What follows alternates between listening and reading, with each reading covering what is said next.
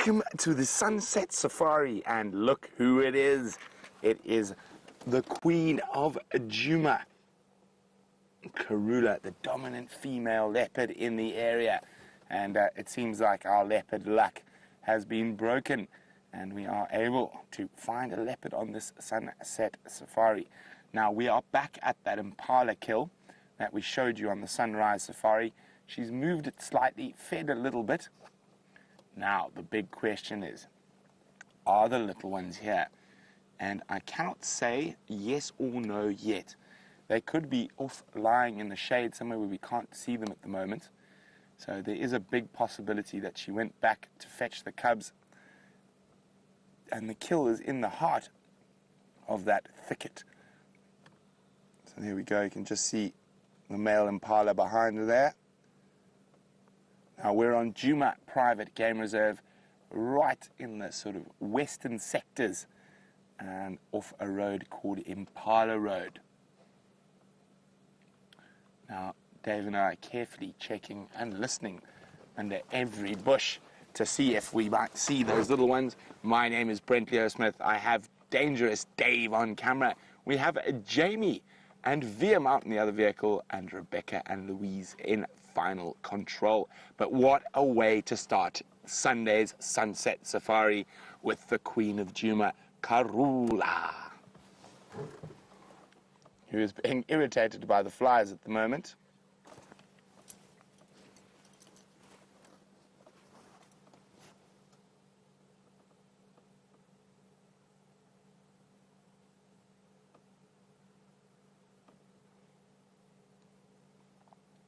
There we go. As I said, the biting flies are giving her a bit of a hard time. But other than that, she's quite a content leopard at the moment. Nice stash of meat just behind her. Got a nice shady spot to rest up in. Now, we are hoping that she hoists this kill. When I say hoist, I mean take up a tree, because if she leaves it on the ground, with the amount of hyenas we have in this area, it's quite possible she might lose it.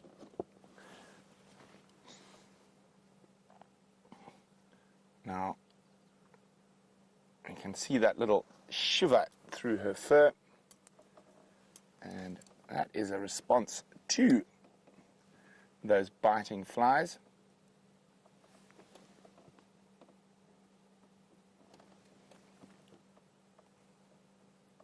Dave, I don't know if you're going to get it, but just come out quickly. Oh, don't worry, it's gone. There was a little blue pansy, a very pretty butterfly that landed on the dashboard for a second, but it disappeared. So I'm watching that thicket behind very carefully, because a leopard cub is such a small little creature that it could be hiding in the shade there, in the dark shade around the base of that weeping wattle. But no such luck yet. So we're definitely going to have to sit here for the long haul and see if these cubs arrive. But while Dangerous Dave and I do the absolutely terrible job of having to sit with the leopard for a few hours, let's go say hello to Jamie. What an awesome way to start off our Sunset Safari. But with the Queen of Djuma herself, this morning held so much promise, and I'm so glad that she's come back to join us. In the meantime, we've got some interesting things happening here with the harvester termites. It looks as though we've got quite a few soldiers out. Yet I can't entirely work out what they're doing. Some of them carrying and harvesting seeds. What surprises me about this scene is just how hot it is. What on earth is going on? Termites are nocturnal or cold weather active. They're not out in the middle of the day in the bright sunlight. I wonder what it is that's got them furiously harvesting away at this blade of grass. Almost looks like, I don't know, at first I thought they might be fighting each other. It might be Thank you to the large pachyderms that are actually all around us. That's how we found them.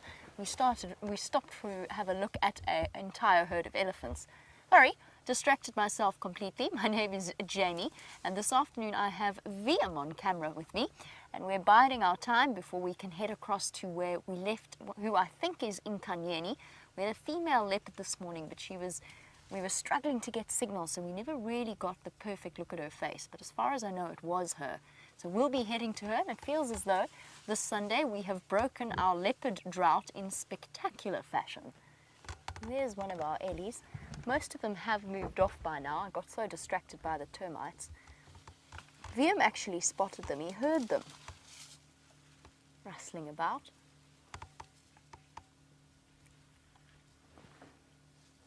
There's a male, a little bit separate from the herd. He's still too young to have left, but he's old enough now to be right on the outskirts of the rest of the group. Munching away on a bush willow.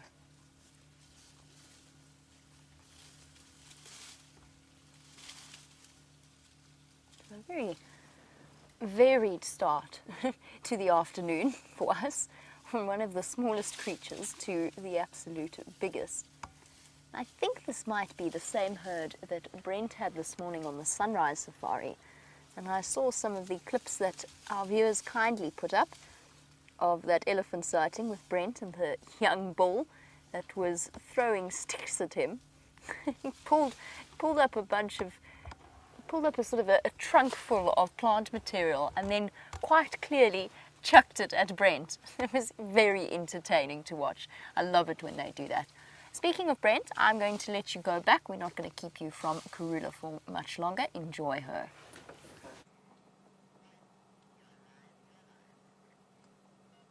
So there we go. Queen Karula still has not moved an inch, apart from the occasional twitch to try combat those biting flies. Now, the most annoying fly if you're a leopard is a little species of fly called a stable fly that looks almost exactly the same as a house fly. The major difference with them is that they are quite vicious little blood suckers, so they do bite, and we often notice wounds on the predator's ears and even the prey species' ears, and that is from that stable fly. Now, there's some very upset little wax balls behind us. I wonder what they have seen that we can't. So in the little tree here, there's some very small birds that are they're right in the center of this little thorn tree, right next to us. To the left, literally, unfortunately, there we go. So I wonder if there's a little cub wandering around somewhere behind us that we can't see. Not that I can see at the moment. There we go, you can see that little blue bird making lots of noise and a little bit upset. We are checking carefully. I haven't seen any sign of the cubs, but birds are quite good at spotting them. They could just be alarming at Queen Karula herself, the audacity of the little birds, but we will be keeping an eye out. The cubs could definitely be here, and it's not uncommon that when you arrive, especially with Karula's cubs, they haven't spent as much time around vehicles as some of the other cubs in the area, so they're not quite as relaxed. So playing the patience game could be very important in terms of seeing those cubs, just sitting here waiting it out.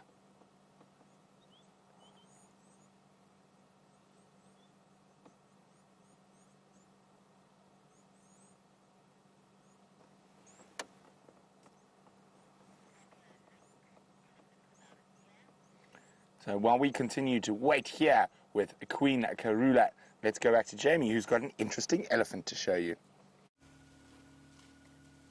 Now, I know that I said that I wasn't going to take you away from Queen Karula for too long, but I just had to try and get you a view of this very interesting female elephant. And she's now hidden her face as though realizing that we're looking at her. The thing that makes her so special is she's missing an ear. Completely. I mean, there's hardly anything there. And I'm just wondering if maybe if I don't go backwards and whether we can't actually get you a clearer view. We did have a view of her earlier, but she moved off. What you gonna do, girl?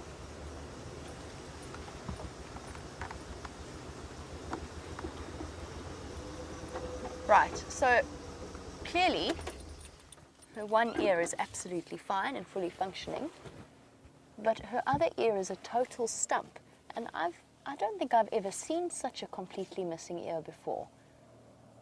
We've seen elephants without trunks, we've seen elephants without tusks and tails, but this is a first. There you go. It's so surreal.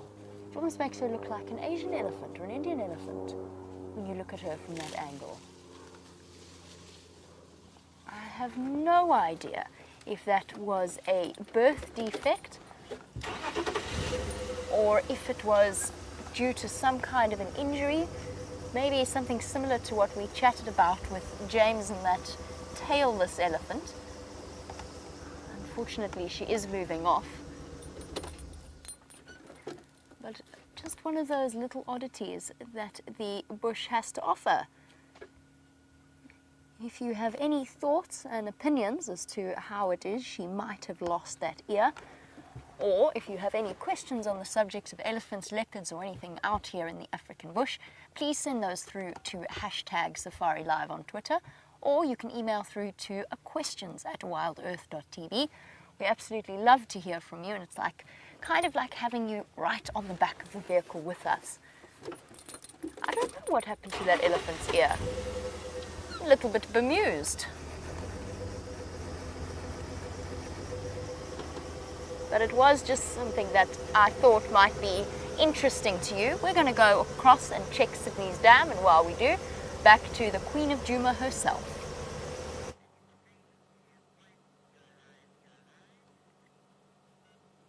So there we go. She's still lying in the shade of that weeping wattle, not too far from the carcass. The little wax bills have moved off, so it's possible they were alarm calling at Queen Karula. Now, for those of you who might be a little bit new, a little bit of history to Queen Karula, she's the dominant female leopard in this area. Oh, there we go. And there's a very distinctive marking on her forehead. And it almost spells out, wow. Wait till there we go. You can see that right between her eyes.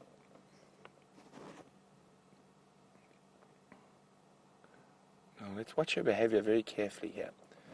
So, she's about 12 years old, and she has given the Safari Live crew much wonderful sightings over the years, and she's one of the most successful mothers around. Okay, I'm just going to reposition the car.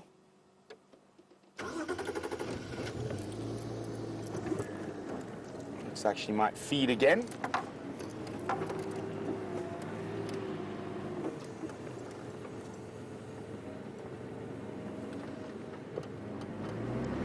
Are we behind us there, Dad?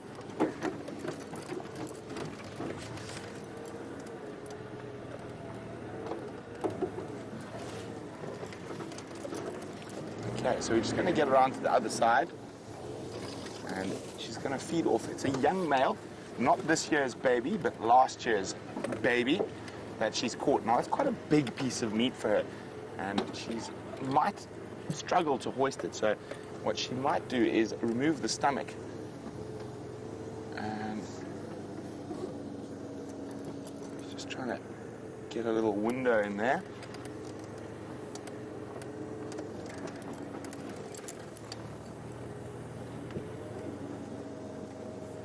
How's that, Dave? Back. There we go.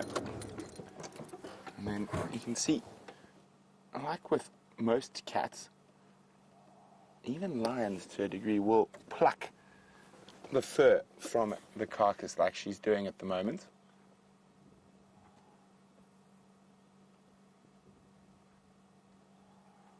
Oh, you can hear elephants screaming in the background, quite far off.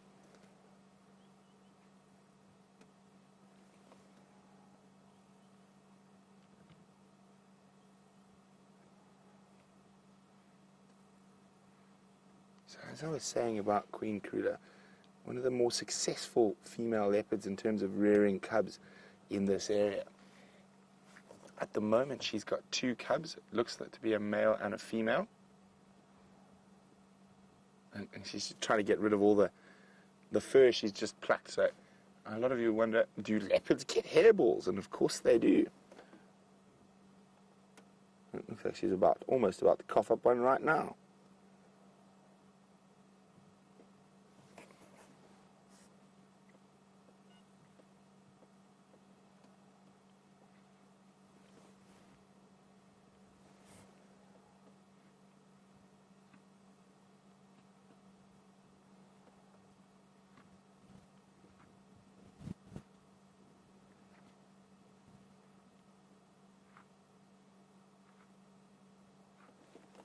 So I'm just listening to something. There's a strange noise.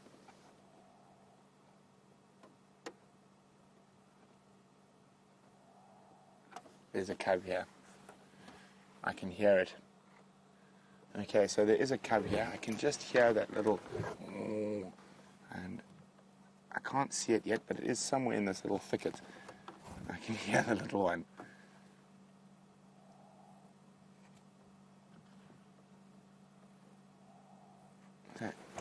Okay, so the cubs are here.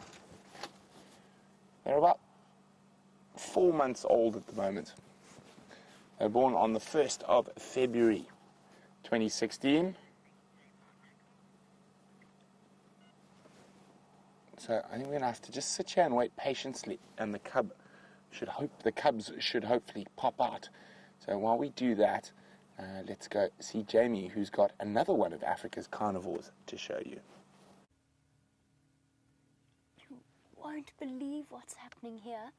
We've got 2 side-striped jackal chasing the black-backed jackal. The black-backed jackal's on the left, and there's the 2 side-striped. You can really see the difference in size, except I said that they're chasing it, but they're not really. This is such a fascinating interaction between 2 species that fill the exact same ecological niche. Oh. Can we roll? Yep, we can.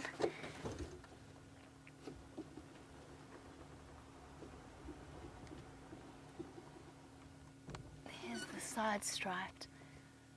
This is incredible. What a start to the afternoon. Karula calling her cubs. Both species of jackal. We're going to try and get round on the fire break. I'm hoping that they're just going to move off not too far away. We had them this morning on the sunrise safari, both species, trying to snatch scraps of that buffalo carcass from the hyenas. I can still see them. And we spoke about the interaction between side-striped and black-backed and the fact that they hardly ever come into any major kind of conflict, which is why this interaction was so interesting. There was no violence exactly, there was no overt aggression. It was just almost like the side-striped were pushing with their slight size advantage, and then of course the advantage of numbers as well. You can almost guarantee that's a male and a female side-striped jackal. It's anybody's guess what the black-backed jackal is, whether it's a male or a female. Either way, this is really incredible interaction. We have been so spoiled today. This morning it was hyenas, jackals and vultures, and this afternoon it's 2 jackal species interacting for us. Try and speed up around this corner.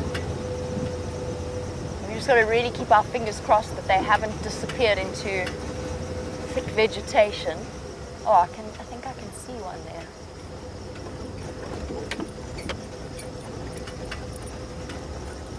Yeah.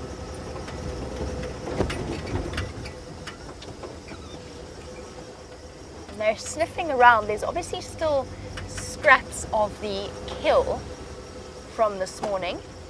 That was originally the Nkuhuma's kill, then became the hyena's kill, and it now looks as though it is the jackals.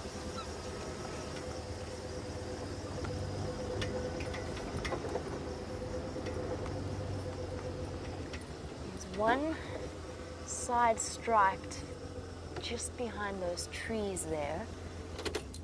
And then there's the black-backed as well.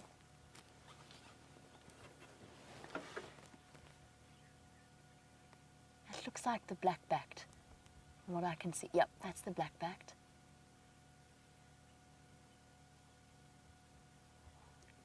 I wonder if it, oh, I was about to say, I wonder if it's digging to lie down.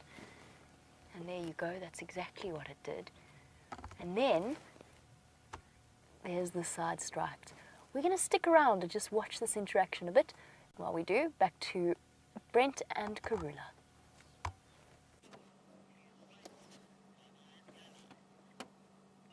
So she's pulled the carcass deeper into the thicket to get a bit of shade.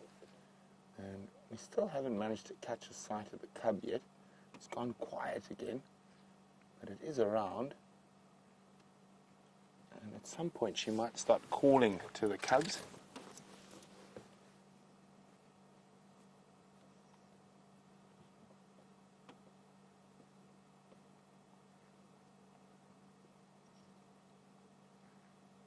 So for her to have the best chance of actually successfully eating this whole kill, she's going to need to remove the stomach. Of course, that's a big, heavy part that she's not going to eat too much of. So the undigested grass in the stomach. And then she will try, hopefully hoist it into a tree nearby. Standing by.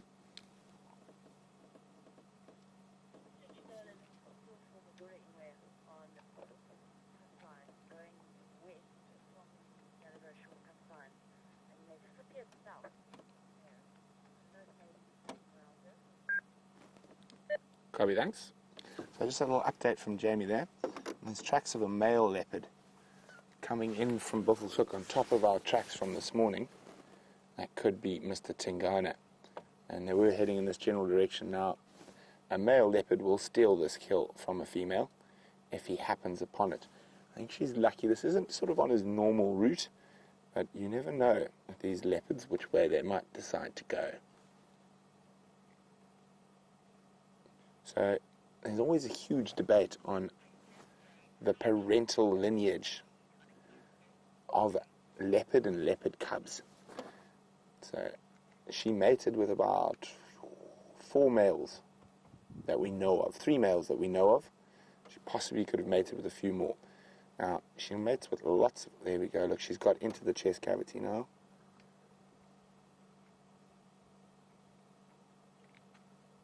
And so she'll mate with multiple males to all those males think they're the father.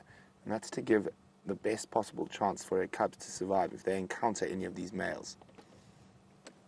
So Jane is wondering, as we watch Karula dismember this impala,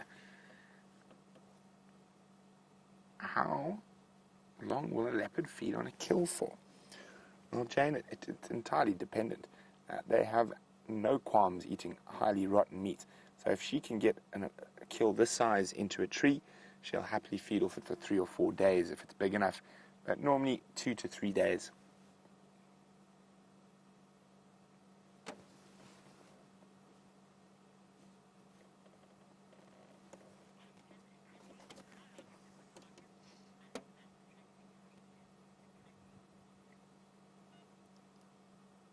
So, of course, one of the biggest threats to a female leopard having a carcass on the ground is hyenas. And Akaji is wondering how long till that carcass starts smelling and attracts the hyenas. Well, it depends. Probably in this winter weather where it's not too hot, it'll take a day or 2. But if that stomach is opened, hyenas will pick up on that scent quite quickly.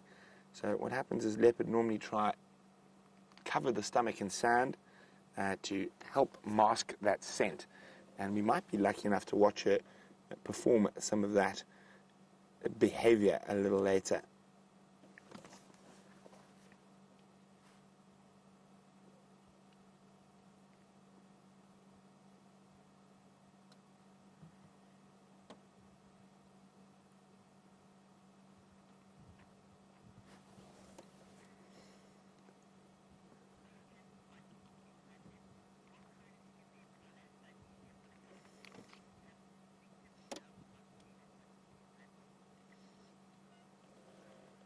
Hi, Monique.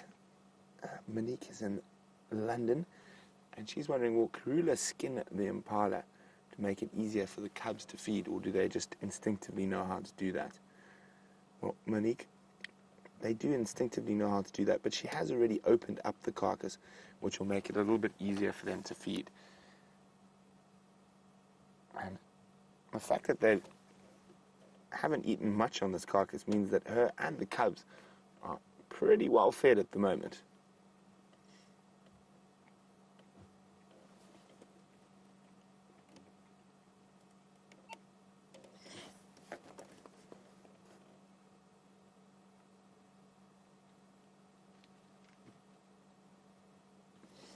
So she's going to try probably eat the high mineral content organs next: liver, heart, lungs,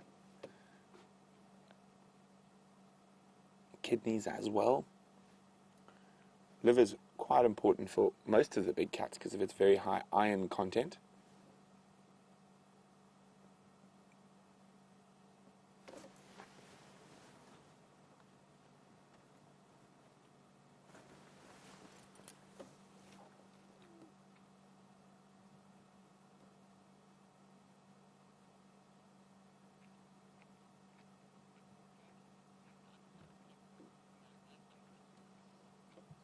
You can see how she turns her head to the side, using her premolars and molars to cut through the skin. There we go, she's doing it now.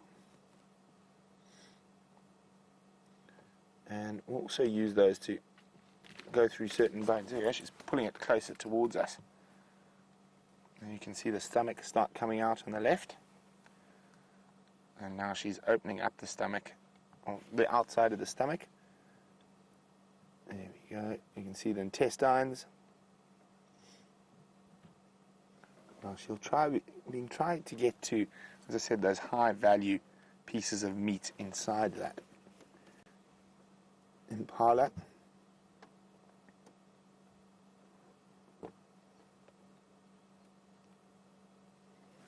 Also, once she's got the stomach and the intestines out, it will make it a lot easier for her to hoist this kill if she wants to.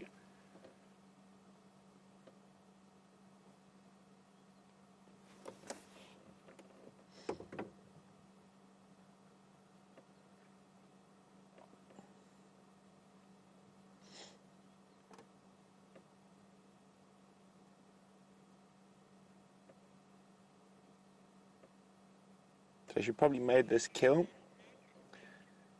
about maybe early this morning or late last night. And if you're wanting to ask any questions, like Monique and others have been doing about what we're looking at this very moment on a live African safari, you can do that by sending an email through to questions@wildearth.tv or use the hashtag SafariLive on Twitter.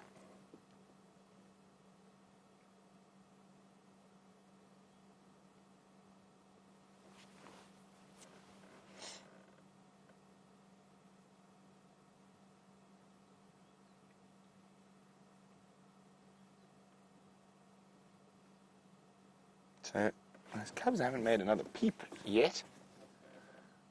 They are definitely around here somewhere.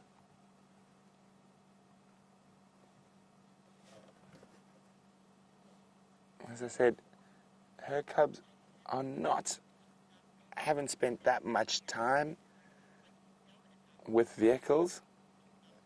So, it's going to be a bit of a patience game at the moment. Just got to give them enough time to get used to our presence. So Lucy, hi Lucy, in South Bend, Indiana, is wondering whether there's a tree close by for Karula to hoist if she needs to. There are a couple, none of them are particularly ideal, but when you're being chased by hyenas, you don't go for ideal, you go for the closest. There's actually a nice marula tree up there. If she was going to hoist, it's going to be, we can't really see it, it's behind us. But there is a nice tree to hoist into, Lucy.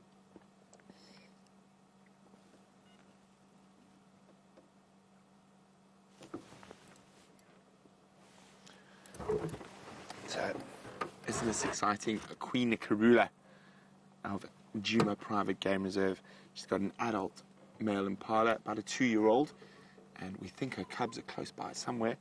So I'm pretty sure, about 80% sure, I heard a cub calling a little earlier. So we're just going to sit tight here and hopefully they reveal themselves to us.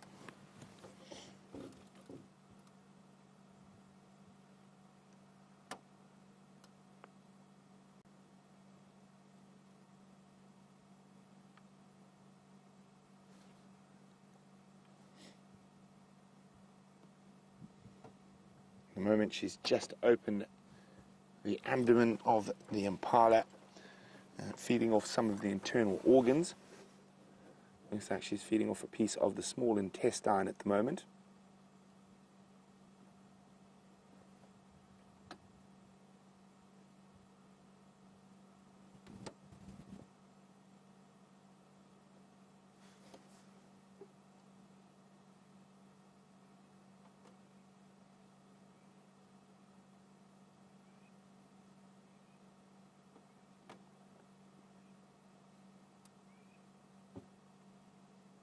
Yep, plucking fur again.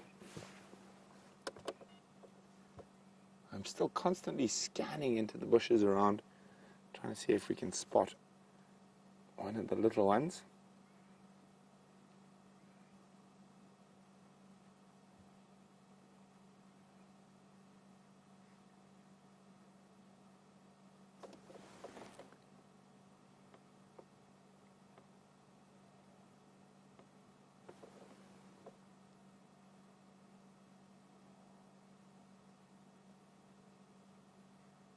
I can hear a little one again.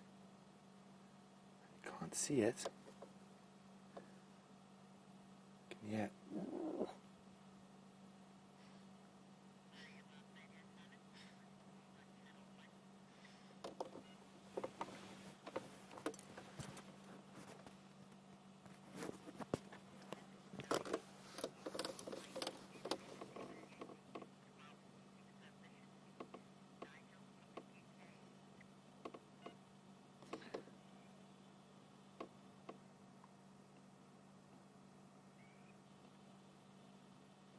So I'm just trying to figure out exactly where that little sound's coming from. I almost think it's coming from inside the thicket where she is, somewhere in this area. I'm just trying to check carefully. Quite often these little guys, we found them up in the trees as well. But it does sound like it might be coming down from directly underneath that sort of fallen log.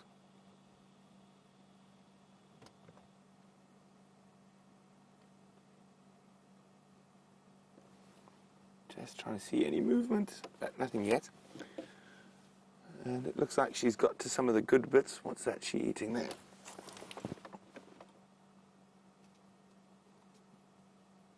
Nice and pink, could be some lungs, I can't really see. Nigel, who's in the UK, is wondering, when she eats so viciously, does she break any teeth? Not so much break as wear down, Nigel. When they break teeth, it's normally in the actual killing or fighting. Those are the two more common times when they break their teeth. When feeding like this, less likely. In older animals, it is possible, but again, still less likely. I'm just trying to... that. Take it my binoculars quickly. Or my camera maybe might be a better option. I think I see something. I think I see something.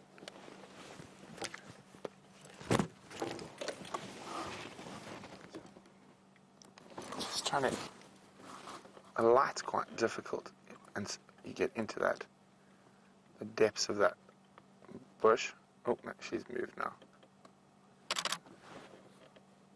Can't really... Maybe, maybe not. Whatever I saw was moved.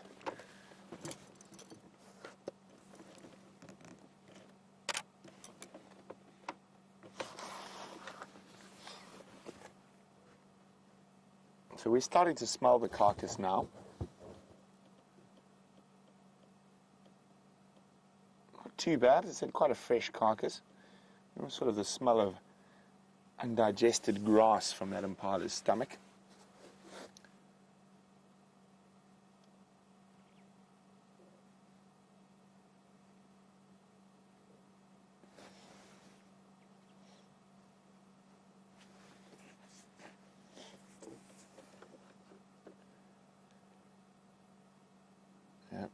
plucking.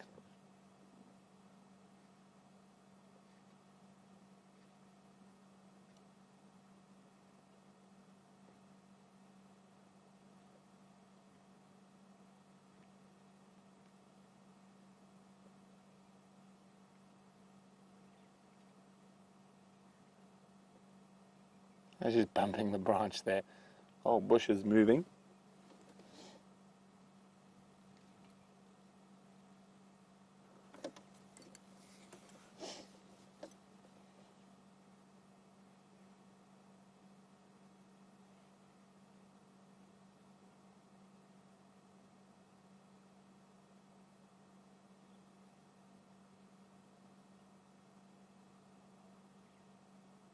There we go. I don't know if you guys can hear that.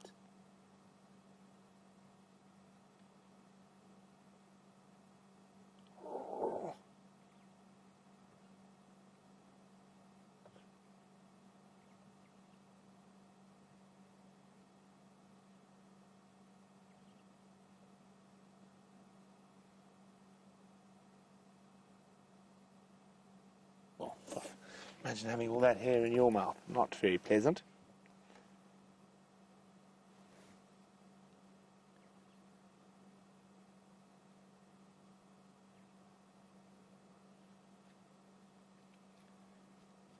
She might just change position. She might even move the carcass a little bit.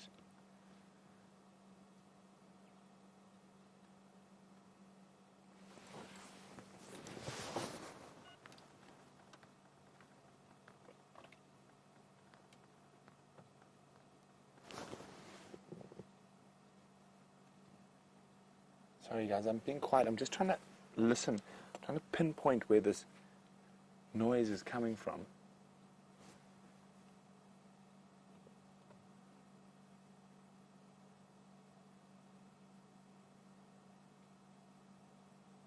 Where are the little monsters hiding?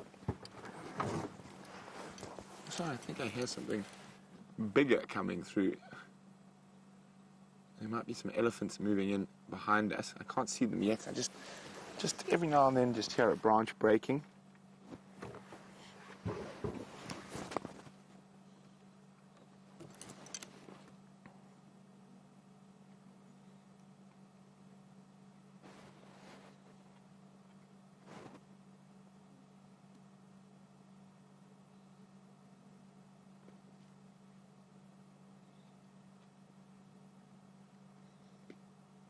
So leopards will often feed for a while and then they will stop and snooze and digest that meat that they've got. But we're going to keep our eye out around here and hopefully we are able to figure out where the sound is coming from and we will see those little guys. But while we do that, Jamie's got some pachyderms for you. Well, we just had to show you this elephant before she disappears, because she is absolutely bulging. Look at that. Oh, that is one, I was going to say very pregnant, but being pregnant is one of those things you either are or you aren't. You can't be very pregnant, but you kind of know what I mean. Just look at that. She looks like she's absolutely ready to burst. In fact, I think she's actually incredibly uncomfortable because she was, compared to the rest of the herd that are perfectly relaxed, she was actually a little bit stressed out when we came through, and I think feeling a bit uncomfortable and very, very vulnerable in the condition that she's in. We'll try sneak forward. Obviously, I'm not going to try and follow her into the bushes. So she has largely moved off. No, I'm not going to try. I think it's going to be next to impossible. The rest of the herd is in there as well to give her some support. Not a terribly clearest view of an elephant we've ever had.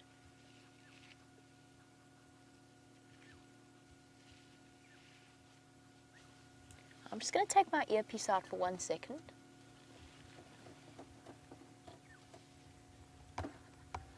Oh, it's just babblers. Thought I heard monkey's alarm calling, but it's just the arrow-marked babbler, a very noisy type of bird. Okay. Unfortunately, our elephants have now moved back into the bushes and they're very, very difficult to see. We're not going to try and follow them just because that female is so incredibly pregnant, and I don't want to stress her out in any way, shape or form. They are moving straight down towards the Djuma pan. So at some point, I know that the camera has been offline for a while. I'm not sure if it's working yet. Our tech team have been working on it. But at some point, there is a good chance that they're going to pop out at the Djuma Dam and go and have a drink. So you can keep an eye out for the pregnant elephant then. I'm not going to try and follow her and cause her any additional stress.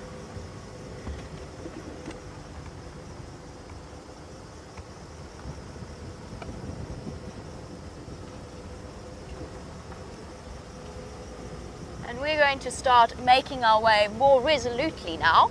We've been seriously sidetracked, but we're going to start making our way more resolutely towards Cheetah Plains and Nkanyeni. I didn't think it was terribly polite to turn up out of the blue right outside a guest room before they go out on game drive. Somehow I think that they might have taken serious offense to that. It's just not good manners. So we've been giving them time to rouse themselves, have their afternoon coffee with amarula or whatever else that they're going to grab, and then to head out on game drive before we arrive on their doorstep. And of course to give them a chance to see her as well. I bumped into the guests who are staying in the room. She's killed something in the riverbed right outside their bedroom. I mean, right outside. They'll be able to look down at her. He does, doesn't he? Oh no.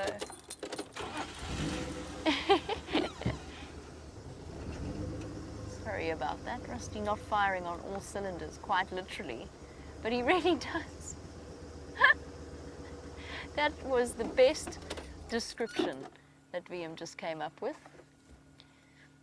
Our male impala here has most definitely sporting the scars.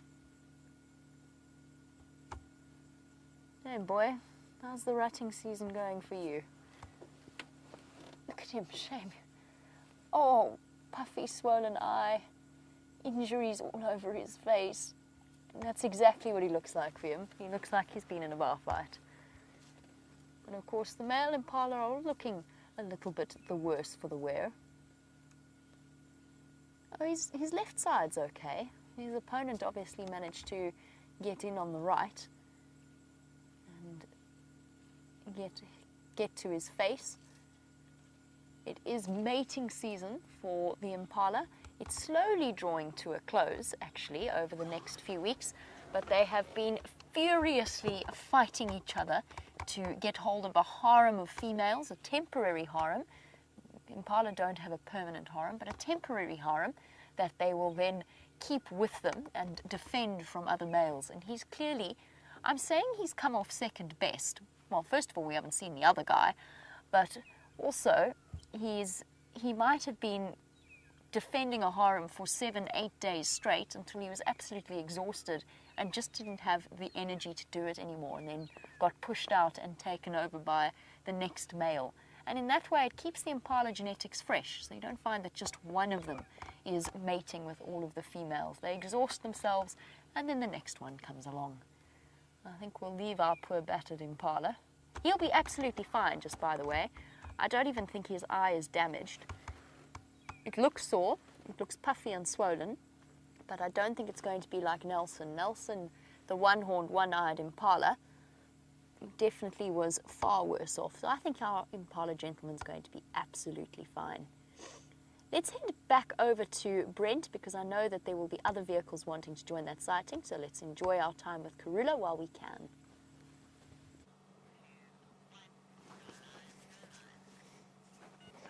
So no change here.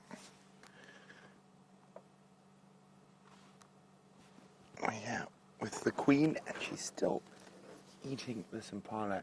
Now there's still some little birds alarm calling a little way off, and I'm hoping that's where the cubs are. I'm just going to sit here patiently to see what happens.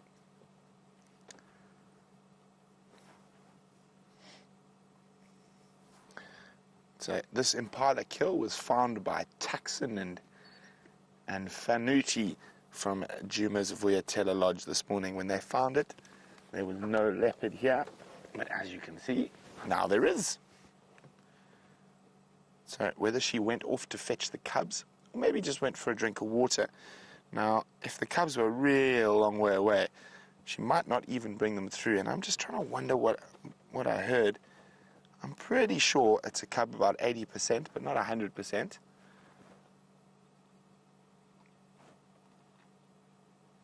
We're just going to have to reposition slightly because Taxon's on his way, and since he found it, it's only fair that he can come enjoy this magnificent sighting as well.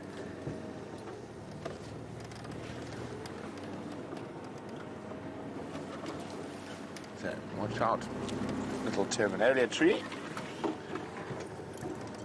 just trying to think how the best way to position to fit two vehicles in here.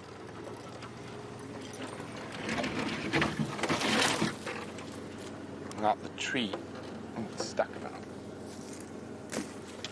Oh, another thorn tree. Let's just do that. That should make life a little bit easier. Okay, there should be enough space for both of us now.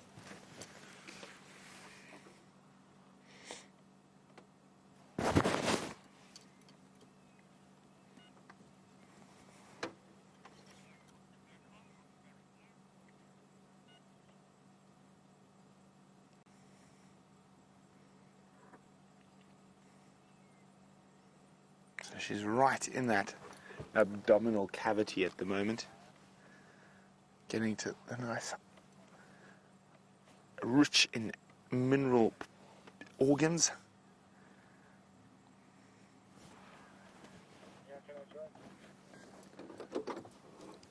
Oh, firm taxi, just come to my left. I've made some space for you here.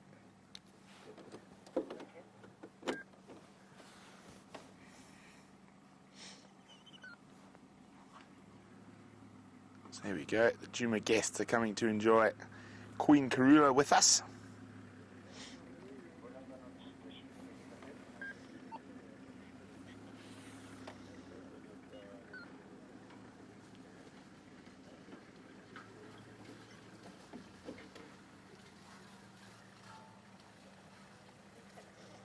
Just watching the next vehicle come in.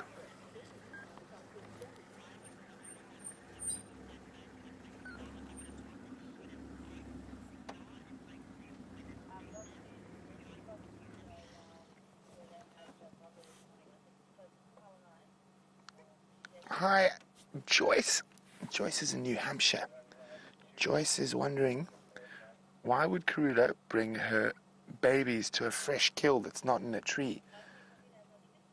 Surely it'd be very dangerous. Well, Joyce, those babies are already eating meat, and they're able to climb trees. So she would definitely bring the cubs to a kill on the ground.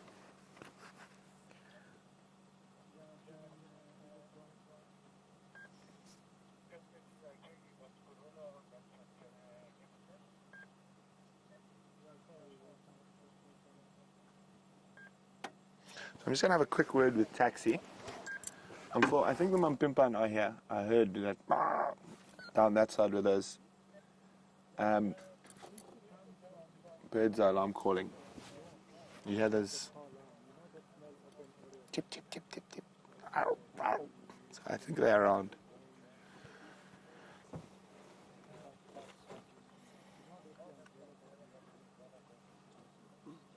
There we go. She's still feeding off the small intestine.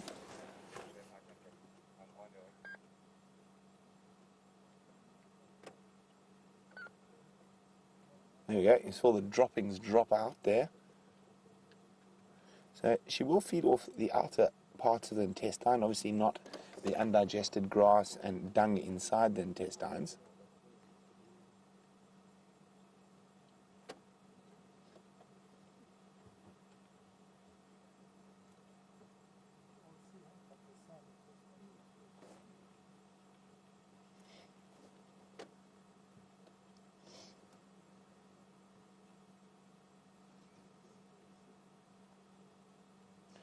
So it's been quite a while since we've had a nice long sighting of Karula. She's been doing some disappearing acts across our southern boundary, but wonderful to have her back deep inside Djuma.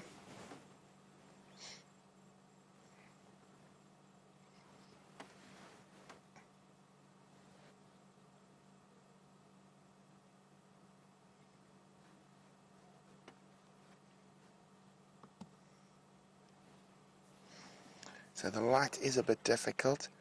She's right in the deep shade with the sun behind her. Alice in Oregon is wondering what is the survival rate of the cubs. So as with a lot of big cats, Alice, there's a mortality rate of 75%, so only 25% of the cubs ever survive. And out of the known cub mortalities, about 70% of those cub mortalities are caused by male leopards, either dominant male leopards that she hasn't mated with, or by nomadic dispersal male leopards. And the other 30% is made up of hyenas, possibly even another female leopard. Python, I know of killing leopard cubs. Jackal, I know of killing leopard cubs. Buffalo, I know of killing leopard cubs. So it is a very tough world out here in the African bush. But this particular female is a very good mother, and she's raised most of her litters, or at least one of the 2 cubs she's had normally, to adulthood.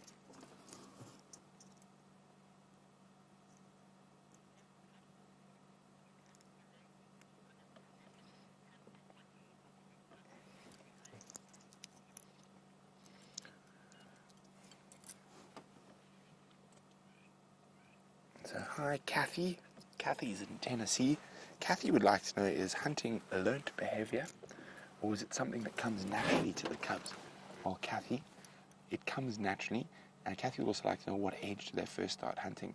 I think the earliest recorded adult impala kill I know of by a leopard cub was 5 months. So even at this very young age, they'll be chasing birds, squirrels, lizards, monitor lizards, all around. So they're developing those skills, but the instinct to catch and chase is born. It's not taught.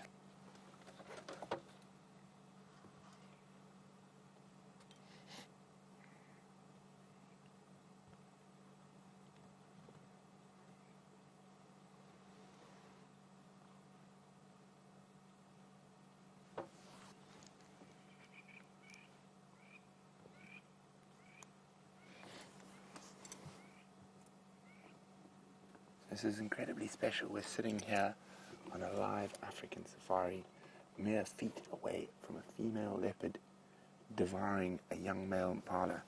And if you would like to know anything about what we're seeing on screen, please drop me an email on questions@wildearth.tv or use the hashtag SafariLive on Twitter.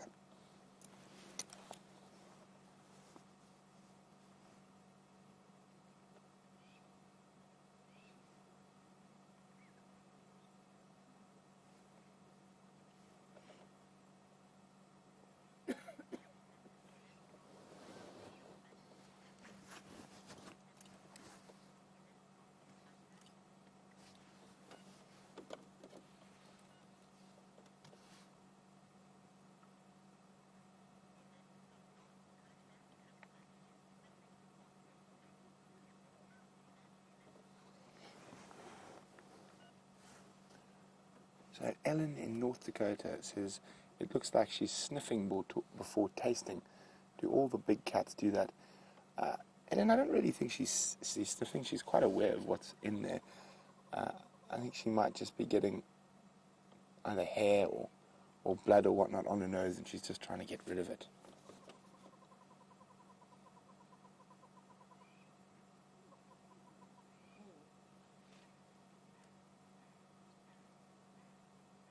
She looks like she's drinking some of the blood.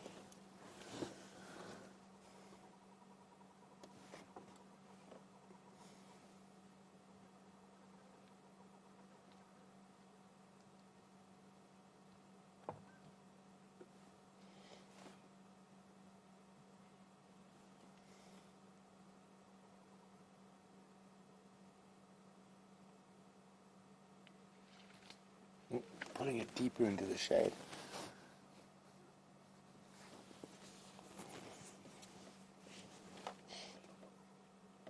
There we go. Now,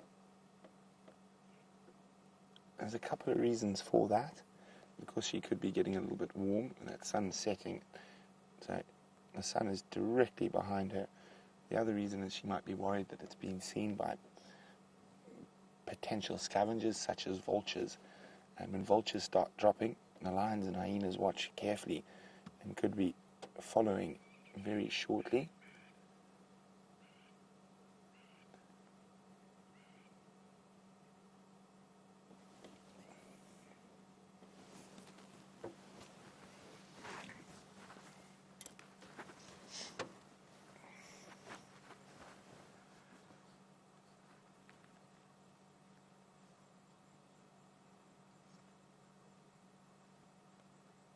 Now, I haven't heard any cub-like noises for a while.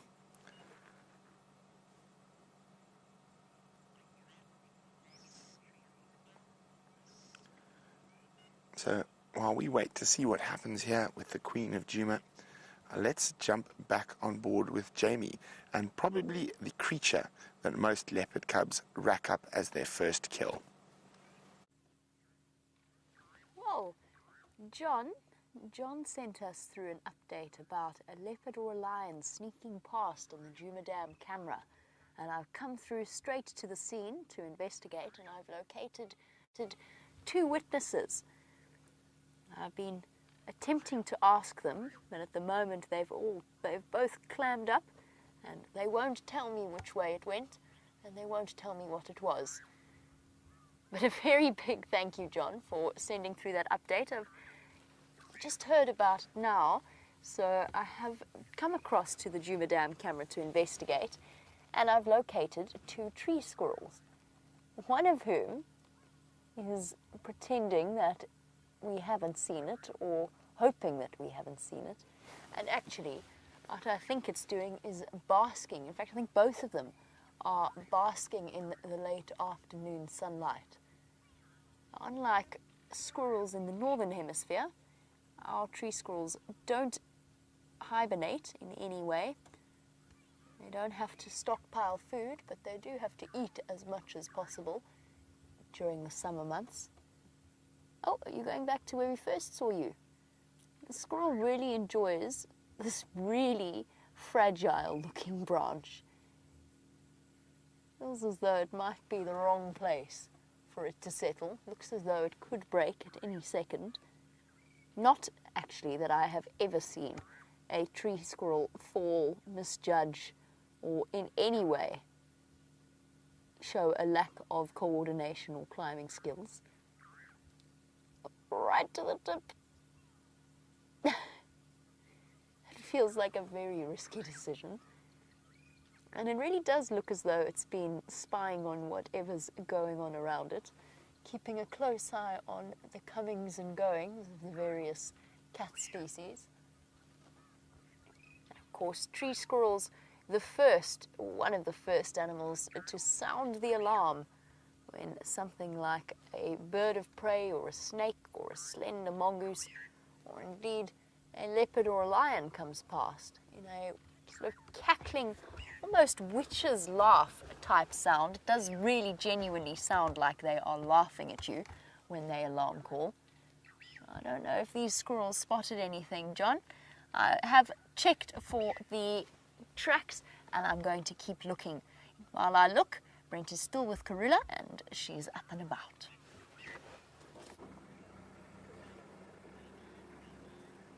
So there we go. She's finished feeding now. After she pulled that carcass a little bit deeper into the bush, she's come out and she's giving herself a good clean. Now, the one thing that might make me think that the cubs aren't here is the fact that she's not chuffing or calling to them. They might be here, they might just be being a little nervous.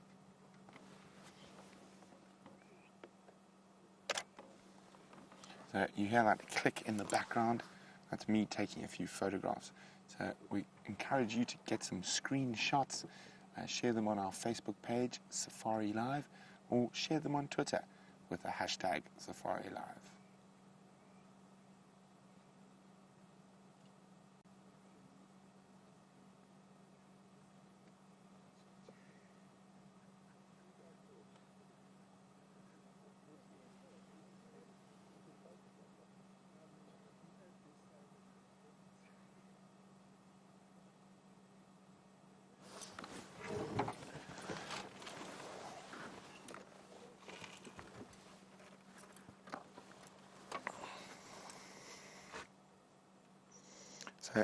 leopards are quite fastidious groomers, so constantly licking, cleaning, but even though they do clean a lot, they still actually are quite dirty animals, even though they don't look like it. Inundated with lots of ticks, fleas, and other parasites.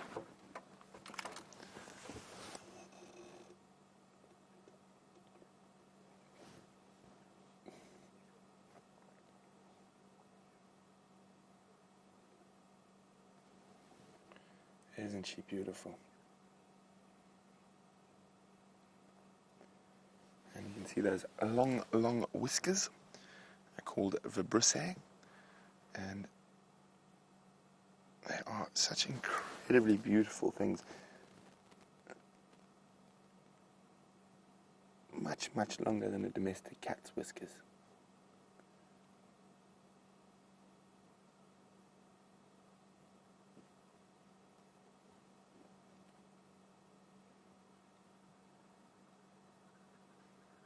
Now, you'll notice that sort of round motion, very similar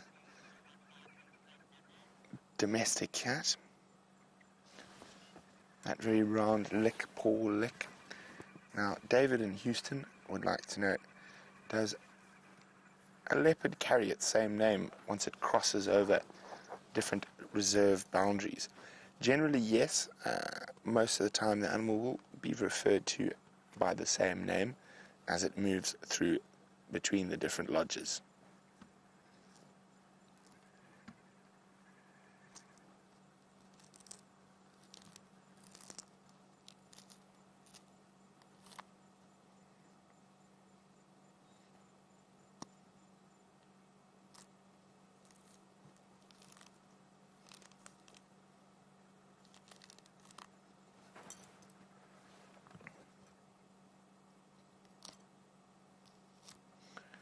So we are having such a spectacular sighting of her. There are other vehicles who are going to be coming in here shortly, so we're going to make space for them.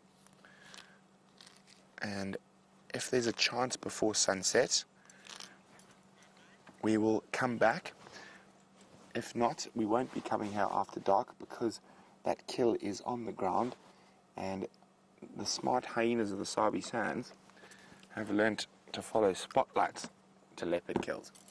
But anyway, we're gonna be moving on from here now. So while we do that, let's go across to Jamie.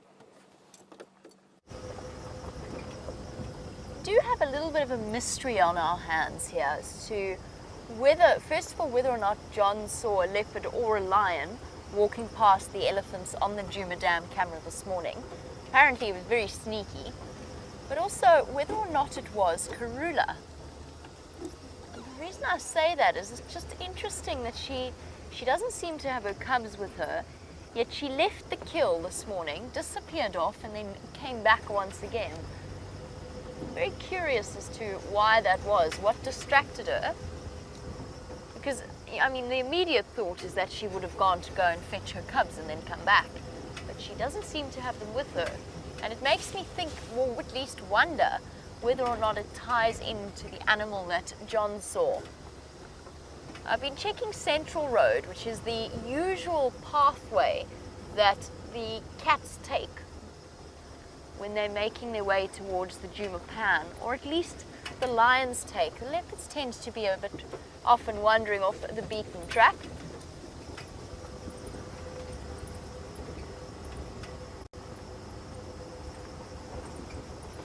But the lions seem to enjoy wandering along this road.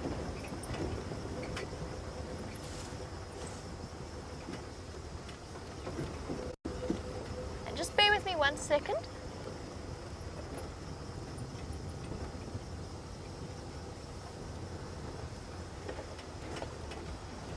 Just to hear Cheetah Plains update about the leopard that we were looking at. And it sounds as though the guys finally managed to have a good look at her. And apparently, it wasn't in Kanyeni, apparently it was Tandi. Now it just goes to show, we never had a proper look at her. we sort of struggled through the drainage line. And apparently, for those of you who were watching the sunrise safari, it was Tundi, not Nkanyeni, that we saw this morning. Just an update on that side. Sorry about that. It was obviously a case of miscommunication, and we could never get a good enough view in order to see her properly. So it was Tundi, not Nkanyeni, that was outside the Cheetah Plains Lodge, and from what it sounds like, she may have disappeared. I just want to double check that with Mike. Mike for Jamie.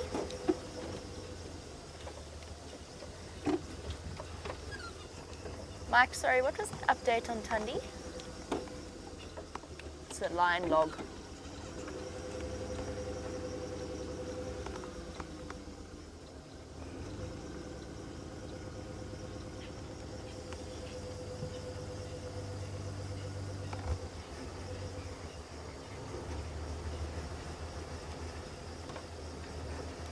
Copy that. Thanks very much, Mike.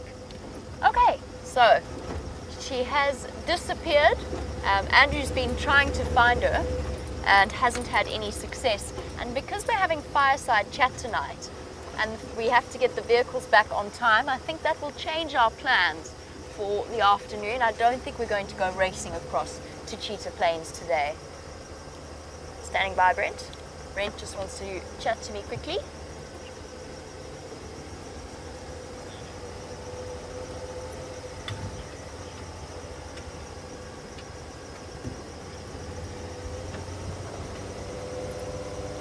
Copy that, thank you. And an update from Brent. Apparently the animal that John saw was not a leopard, but a lioness. And it was that single lioness from this morning. She moved across to the west. Taxon and his guests actually saw her. So that's what Brent and myself were just discussing. That does explain exactly what's been going on.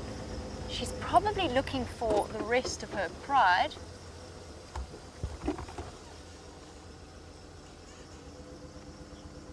What's there, Via? Mongoose. Oh, wonderful. Trying to find, I can't see them at all. Have they run away from me?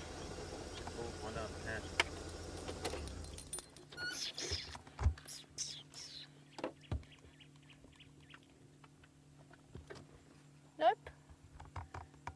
Looks like they've all gone to ground. I was busy looking in the other direction. So VM spotted some dwarf mongoose. I'm sure that we'll find you some others. This lot appear to be quite shy.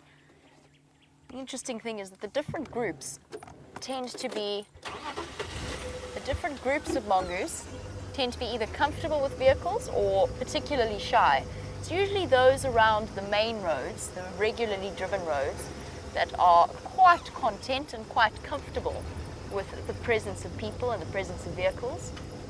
I have seen banded mongoose before on this road, in this area. And banded mongoose is a species of mongoose that we hardly ever manage to get on camera. They're exceptionally shy when compared to their slightly smaller cousins, the dwarf mongoose. But they are around. I've seen them once or twice, and I've got them on camera once, and only once.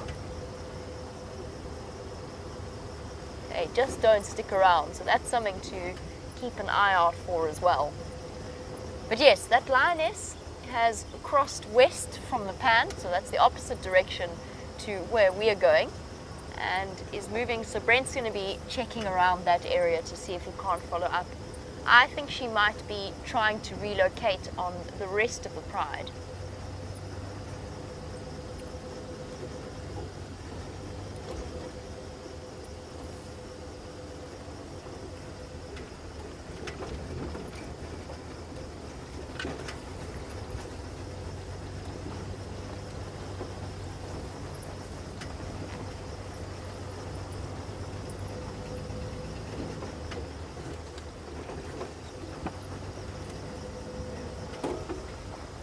Oh,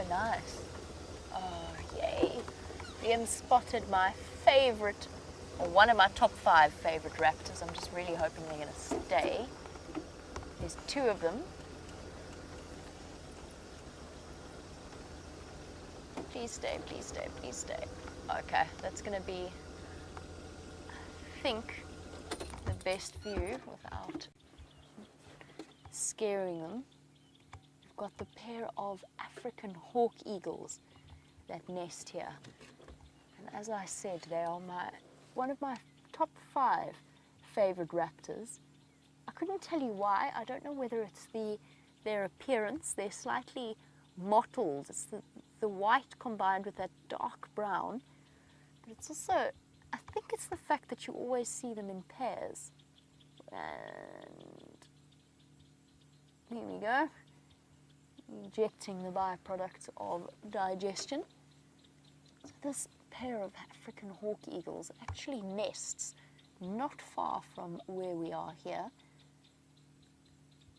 And they are highly specialized bird hunters with lots of white underneath their wings and underneath their bellies. So this is one of them. The second African hawk eagle is down and to the right of it. Unfortunately, there's nowhere I can put Liam that he can actually see it. It's kind of hidden. One will be hidden and the other will be hidden. There we go. We've got a view through the leaves. You just might have got a glimpse of that bright orange eye if you were looking quick enough. I said that they're specialized bird hunters, in particular francolins and guinea fowl, and they work together as a team, the mated pairs. Like all birds of prey, they mate for life, and they develop, unlike most birds of prey, they hunt together, one flying high and one flying low, and then sharing the kills between the 2 of them. And they've just been spotted by a squirrel. The one's taken off, which is why there was that instant response from the squirrels around us. Alarm calling, letting everything know that there is an aerial predator flying about. I wouldn't be surprised if the second one follows shortly. I double-checked on their breeding season because the last time I saw them in this area, one of them was carrying a stick. Looked as though it was going to start adding to their nest, which is just inside this block. And they've got another 2 or so months before they start to lay their eggs, roughly. And the female will be bulking up.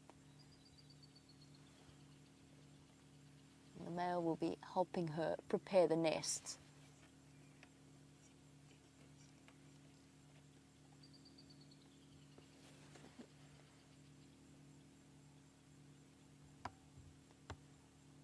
If you have a look at the true sign of an eagle, every now and again you'll be able to see that this African hawk eagle has feathers all the way down its legs. Very important identifying feature of the true eagles versus other birds of prey. And we do have several different species of birds of prey. James Richards, you were wondering about if there is a sort of a level success rate amongst all of the different raptors, or if some have more success in terms of hunting than others, and does that change in terms of migratory patterns, seasons, food availability, but mainly with some eagles migrating backwards and forwards? It's a very good question. You know, we compare our predators all the time. We talk about the success rates of the relative success rates of lions, leopards, cheetah, hyena, wild dog. We never really think about our aerial predators and their success rates. And I actually couldn't be able to tell you which birds of prey are more successful than others. Of course, the Wahlberg's eagles are missing throughout our winter period, as are the steppe buzzards, the steppe eagles, the Amur falcons. Lots of different birds start to migrate, or have migrated already, actually. There he goes.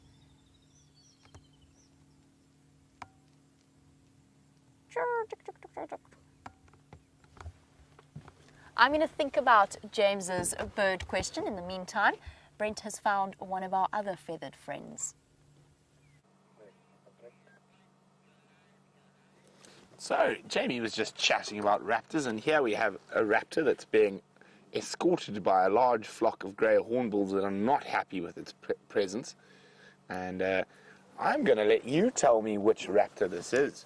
So, there we go. The hornbills are not happy. There's a huge flock of them around him, as well as the obligatory fork-tailed drongo.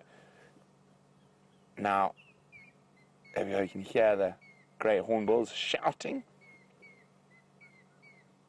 And there's a fork-tailed drongo. 2 fork-tailed drongos. So I think when this poor eagle flies, it's going to get bombarded. Now, if you know, and you're one of our avid birders here on Safari Live, which raptor this is, let me know. And you can do that by sending an email to questions@wildearth.tv or use the hashtag Safari Live on Twitter. Now, the diagnostic features, you want to look at its legs, and in this particular case, its eye color. And even from this distance, we can see that eye color sticking out quite profusely. I'm going to try to sneak a little bit closer. Just wanted to make sure you got a safety of that beautiful raptor before we moved any closer. So it's amazing. We've got all these other birds that are really uncomfortable with the presence of this raptor. So they're keeping an eye on it, even though this bird doesn't really hunt other birds. Okay, is this going to be... Don't fly, please don't fly. How's that, Dave? Oh no, it's going to fly. It's one of those things.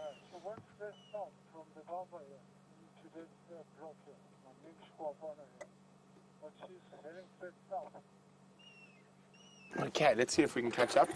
It hasn't landed too far away. Landed on top of a rain tree or an apple leaf. And we might be able to get a bit closer without having to sort of pop out from under a tree.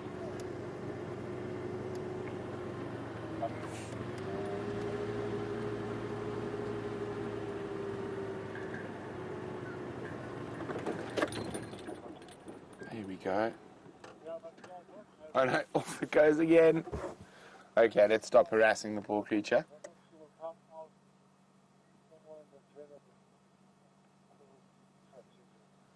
And lots of grey hornbills. They're following it. Poor guy. He's being seriously mobbed by all these hornbills. There they go, after him.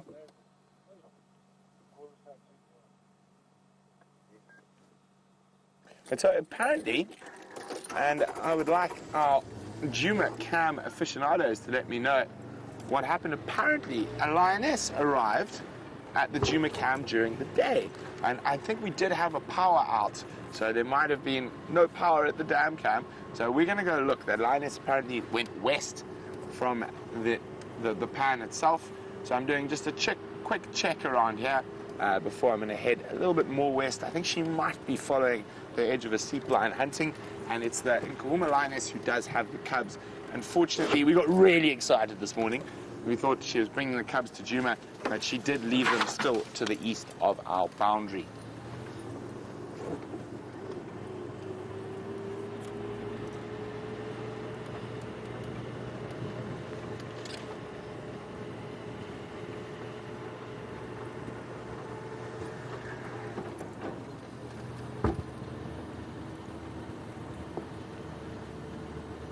Also, I heard some elephants down in this area earlier, so let's see if we can catch up with them while we check foot tracks of that lioness. And of course, any fantastic creature we might come across, such as that mystery eagle. I'm waiting for you to tell me what it is.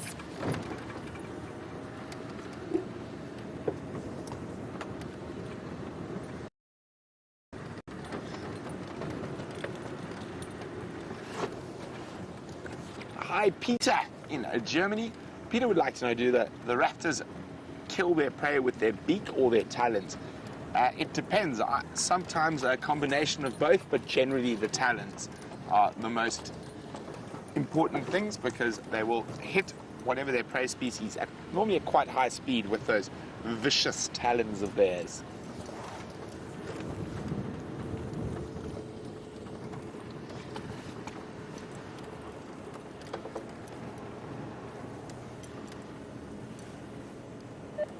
Jamie. I'm just going to get a hold of Jamie quickly, see what area she's working to make sure we don't double check the same areas.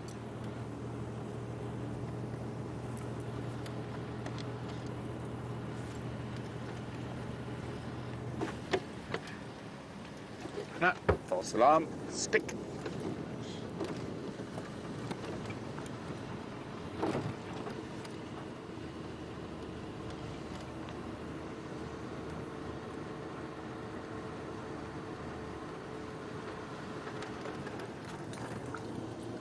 Lovely late or early winter's afternoon.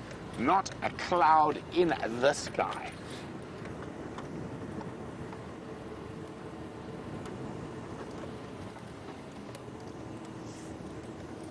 And of course, don't forget fireside chat.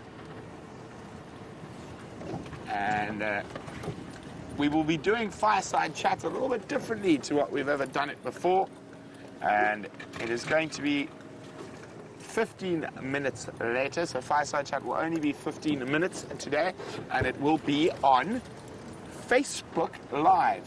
So if you want to join us for fireside chat this evening, go onto the Safari Live Facebook page, and I think there's a little notification button on there that'll tell you when there's a live broadcast coming from that page, and we will be doing it from the Facebook page. So quite interesting, trying something a little bit new, and it will only be on Facebook. It will not be on the other streams at the same time.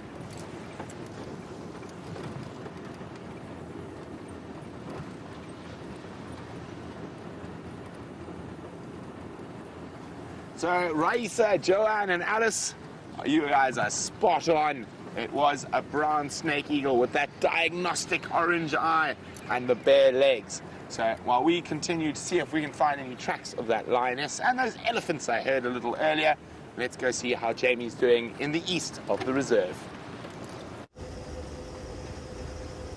Well, Brent searches the western sector. We are searching the eastern side of Djuma.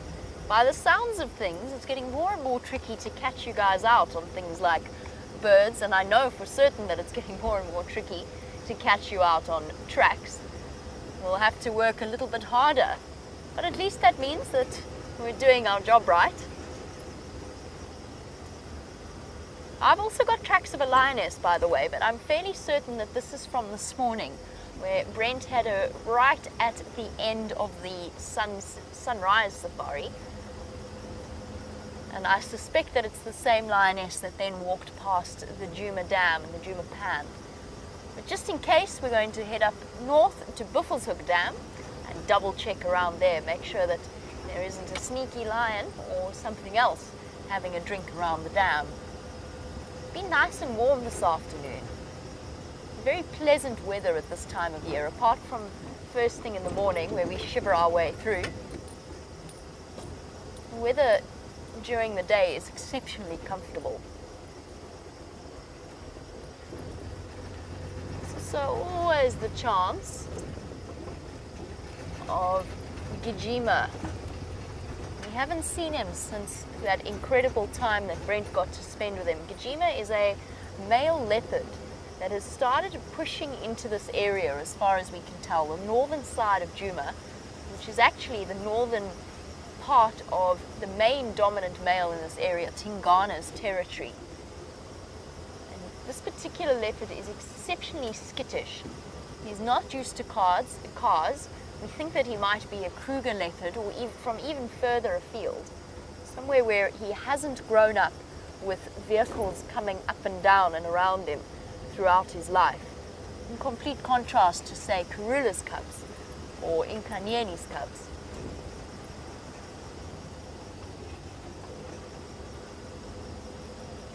Brent spent some time with him when he had a kill in this area.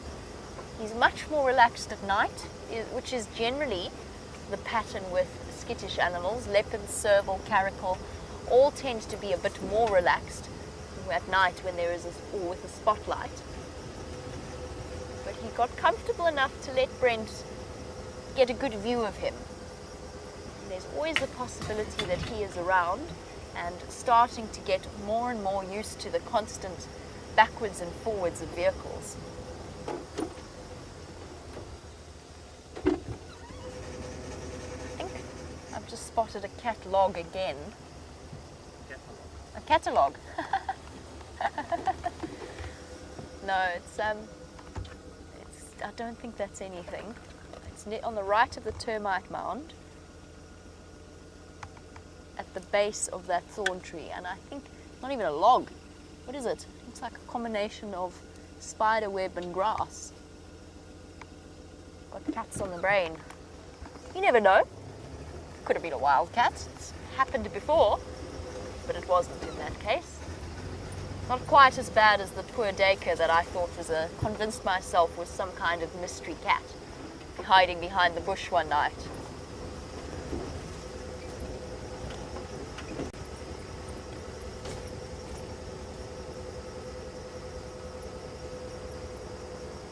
Oh, James Richard, I was thinking about your question, by the way, about the efficiency of bird hunters. And I was thinking about the fact that we don't get to observe them as much as we get to observe leopards or lions hunting. It's just that much more difficult to witness a bird hunt. Now I know that black eagles, Burroughs eagles, their old name is black eagles, they're now called Burroughs eagles, which we don't really see in this area because they're much better adapted to the more rocky areas, mountainous areas. But I know that they have an incredibly high success rate in terms of their hunting ability. They tend to ambush their prey at great speed, and because they're a very heavy eagle, they're the second largest eagle that we get here in terms of weight. Because they're a very large eagle, they tend to have an incredible impact when they do hit their prey. I've heard that they have very high success rates in terms of hunting ability. I was also thinking about secretary birds and ground hornbills, funnily enough. But I think that we see, or at least I have a mental picture of them having a high success rate because they forage on the ground, so we can watch them more effectively than we might something else. Now, I really honestly don't know the answer to what birds might be more efficient as hunters or have a higher success rate as hunters than others. I've seen them all try and miss, but that applies to every species. They can't be successful all of the time. And even now, I can hear a Franklin alarm calling.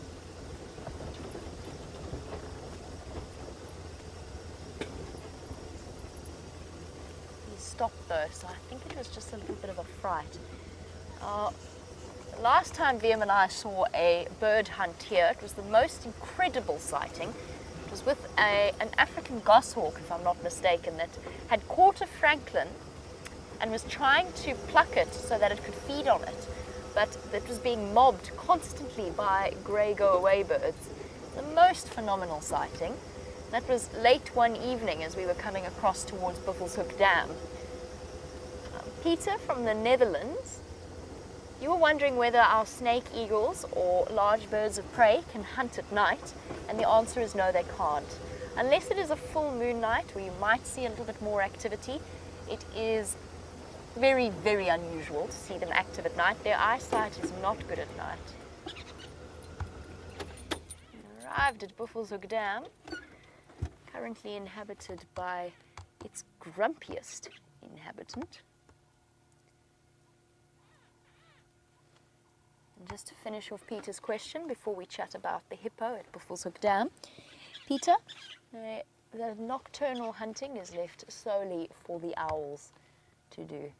None of the other birds of prey have that level of eyesight. I called this hippo grumpy. That's probably highly unfair. First of all, he makes a very pleasant island for the terrapins of the area. They very often spend time hitching a ride on his back, and he's perfectly tolerant of them.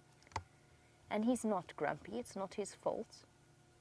He is exceptionally defensive, but all of the hippos are feeling pressurized at the moment by the drought that we're experiencing. And as the water levels get lower and lower, So they find themselves under more and more pressure. And I've noticed it particularly with him. He immediately starts showing what's known as displacement behavior. It's not quite aggression, although he has shown aggression before, or threat displays. But the snorting of the air out of his nostrils, all of that is just signs, him letting us know that we absolutely must not come any closer to him. He defends this, as it is one of the last remaining big dams. And as the hippo become more and more stressed out by the drought, they become more under pressure. Buffalo weavers chirping away. Chirper, chirper, chirper.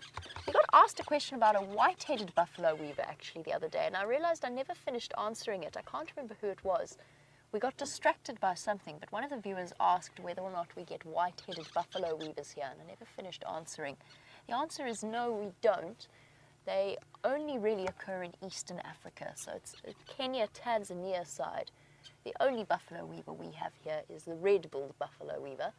Constantly busy little birds, building those incredibly messy nests of theirs.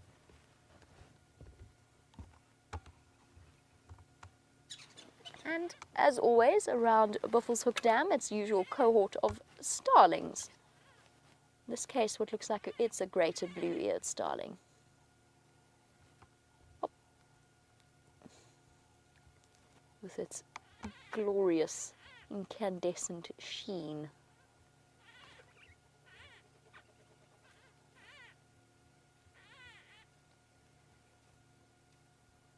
One of those typical patterns where the pretty birds don't really have the most attractive of calls.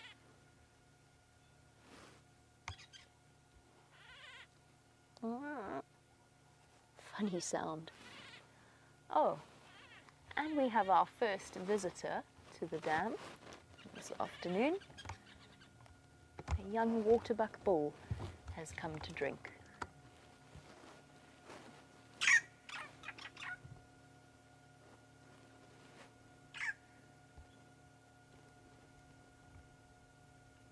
Always tense and coiled when you see antelope and zebra drink. That constant instinctive awareness that the murky water could be hiding something far more sinister than a grumpy hippo bull. And even though we haven't seen crocodiles in this dam for a long, long time, does not mean that it's impossible that there is one. I don't think there is, but you never ever take that for granted in Africa.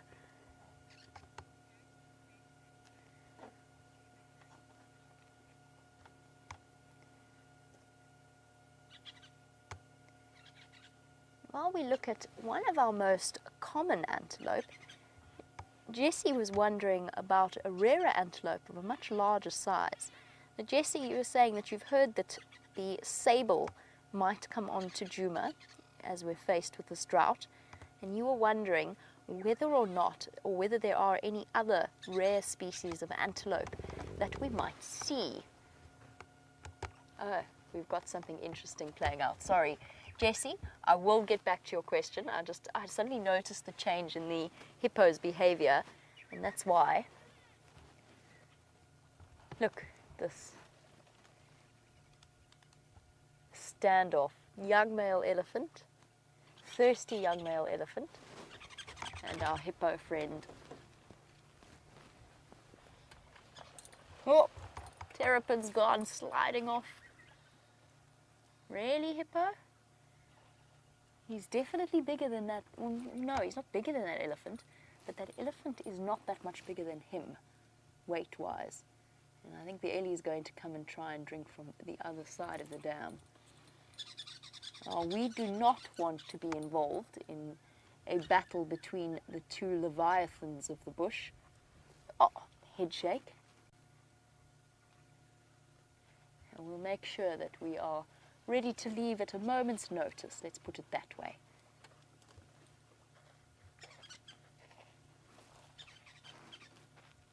He is such a thirsty elephant. He He was not going to be deterred by the actions of that hippo. And now the hippo, I think, is a lot of bluster. Here we go. He was so thirsty. He was not interested in being bullied. And the hippos are, when it comes to elephants in that kind of situation, I think a lot more bark than bite. The same does not apply to human beings, and they are to be treated with the utmost of respect. Rumoured to be the biggest killer of any number of people in Africa, which isn't really a fair comparison, because hippos live in water and human beings build their homes and their settlements near water. So it automatically puts them at risk of hippo attacks, getting between a hippo and water. That, combined with the fact that I don't know that we know exactly how many people are killed by crocodiles every year in Africa.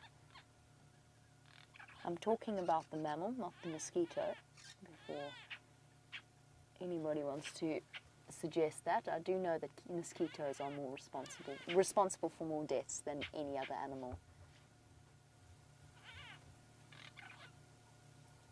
Well, you won that battle, Ellie. You can enjoy your drink.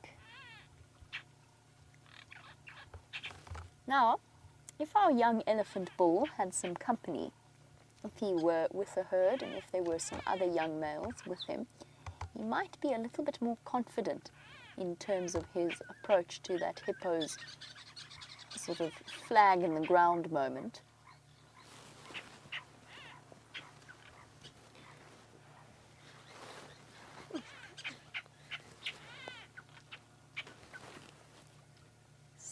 Each trugful,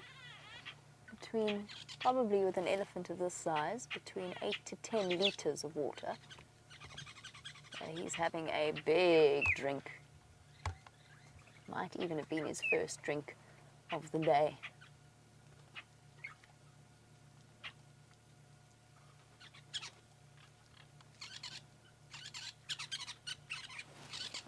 The Buffelshoek Dam is not what I would call pristine at this point. It's become very muddied and quite sullied by the combination of the hippo and the buffalo. At this point, it is one of the few water sources left for a lot of the animals. Really, you can watch him stretch his trunk away from the edge so that he doesn't get a trunk full of sandy water that's been disturbed from where he's standing. Trying to reach out as far as possible. He might even have decided to go for a swim if that hippo hadn't very clearly told him that that would not be acceptable.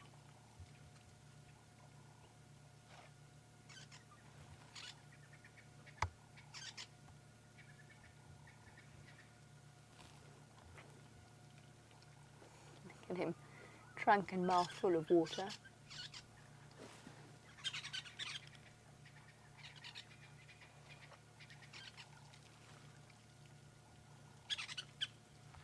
Beautiful scene here at Buffelshoek Dam. I'm going to tear your eyes away from the hippo-elephant drama for one moment and just point out a bird that we don't often see. They've been calling around me the whole time we've been watching the sighting, demanding that I show them some attention. And there you go. African green pigeons for you. You don't often get to see them out on dead trees like this. What's it called again in Afrikaans? Oh, it's a papegaaiduyf. A parrot dove. Papegaaiduyf. One of my favourite Afrikaans names for the birds. Some of them are just better, like the spookvoël, the ghost bird for the grey-headed bushshrike. It can be very literal in terms of naming things in Afrikaans language.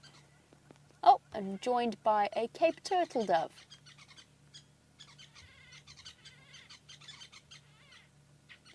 A pigeon, generally a fruit eater and usually arboreal, when compared to a dove, which is a seed eater mainly and largely ground-based. So whilst they might rest in trees, they spend most of their time wandering about on the ground.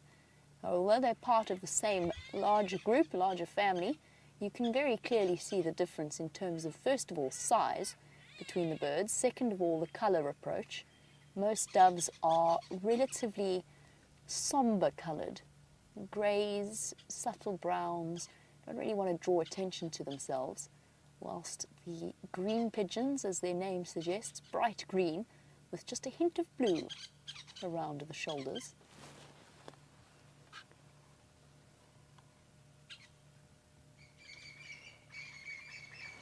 Lovely birds. Our elephant is still hanging around Buffelshoek Dam.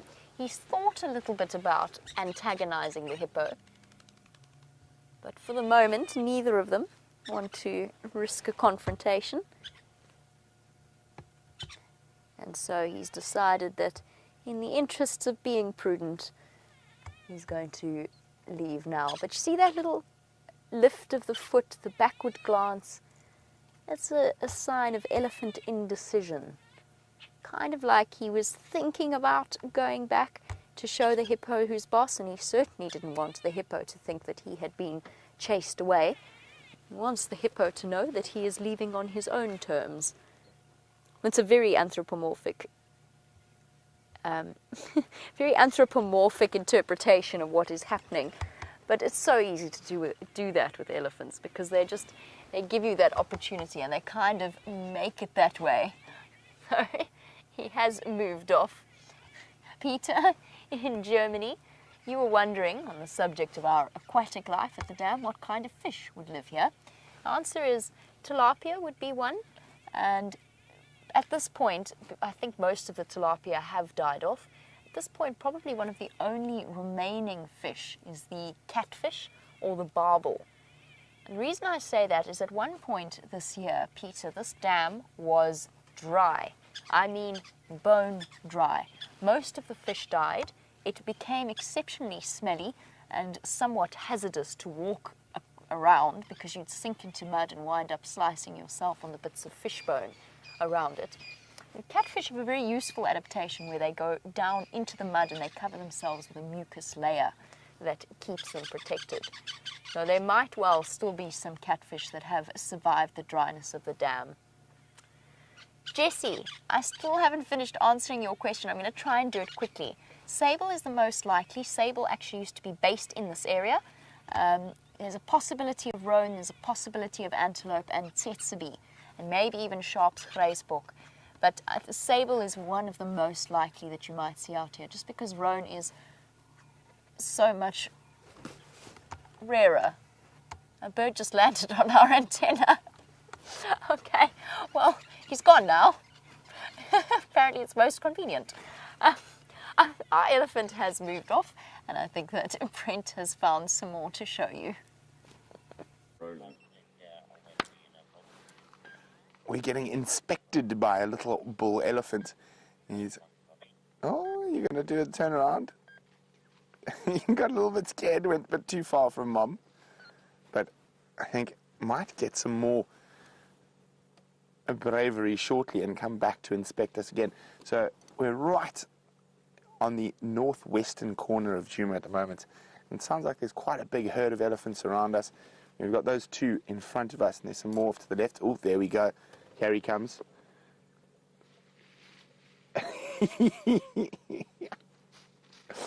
There we go. Look at that. He's going to charge right up to the car. Isn't that amazing? Look at that little one. And then run back to Mom. Dave can't even help giggle. Isn't that just the sweetest thing you've ever seen? Now, very common little elephant bull behavior. He's just trying to show us how big and tough he is. But he doesn't want to get too far from Mom. But it was absolutely wonderful.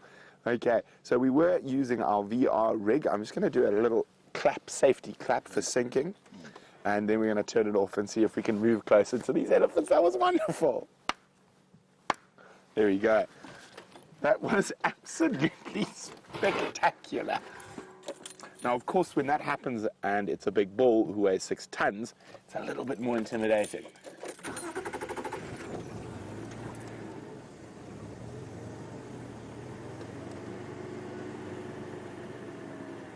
I'm just going to move very slowly, always when you go into a breeding herd. It's always good to move nice and slowly, and we don't want to upset the apple cart, so to speak. And let's see if we can get another view of the cheeky little youngster.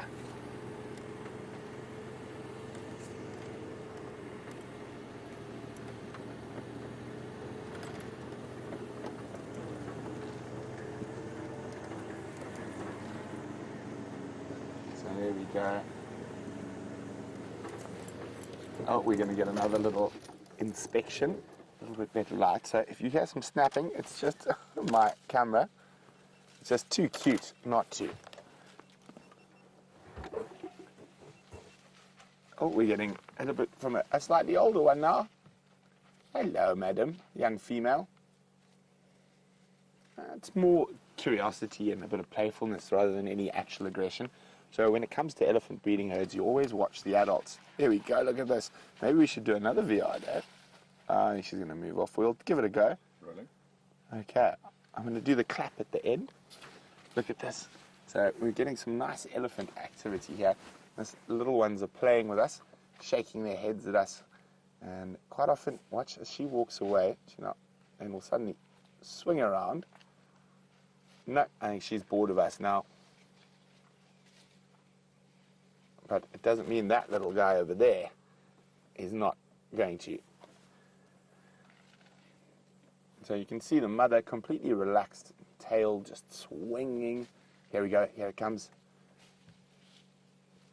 There we go. Hello, little monster. Yes, you're very brave and very scary. No, I'm trying to decide should I stay with Mom? Should I tell them off? That little guy's probably about 5-6 months. No, it's going to go back to Mom. So they're going to move into a thicket there. There's some more ellies slightly out in the open behind us. So I think we'll go have a look at those.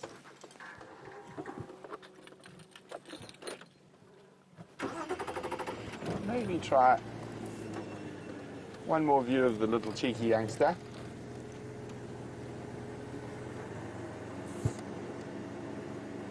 Here you can see. Pop my nose off here. They are feeding in this direction, so hopefully they feed towards us.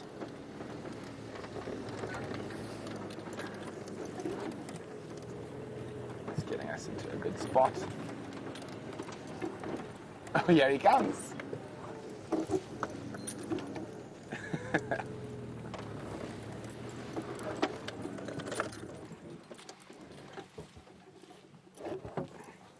Oops. Yeah, helps when you put it in gear. But I think the novelty of our arrival is worn off a bit. Hello. A young female.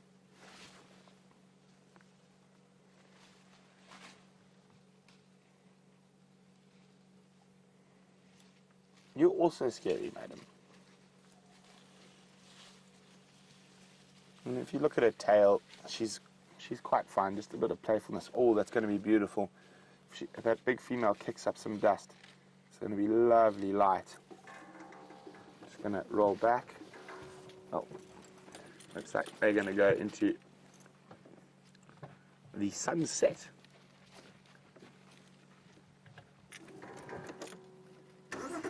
Oh, there's a bigger herd coming through. Just try to get into the right spot.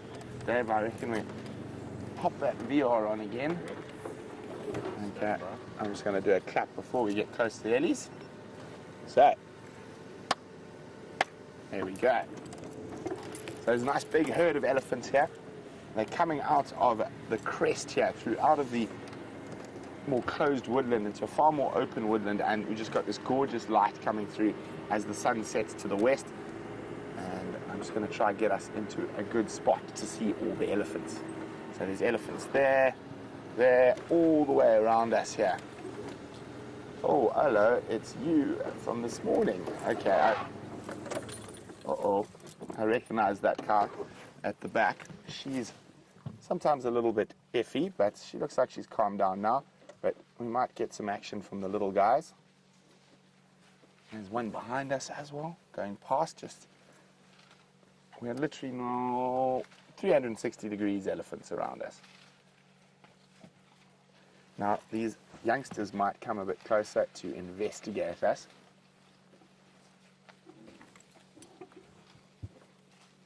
There you go. Another young female stepping out. Oh, there we go, head shake.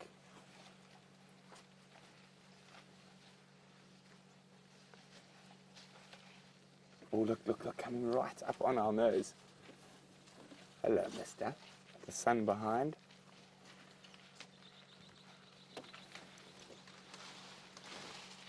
Well, Peter, who's in Germany, is wondering, do we have any amarula trees on Djuma? And that tree right there, Peter, is an amarula tree that the elephants are underneath. Just going to move the vehicle again slightly. Always important to let your vehicle run a little bit before you move. Sometimes, and keep your revs very low. Sometimes high revving and things like that can be sometimes misconstrued by the elephants as an aggressive movement.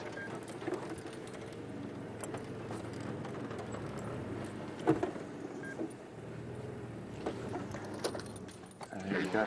Oh, hello, mister. Another little boy shaking his head at us. And this female going to continue eating the bush willow in front of us.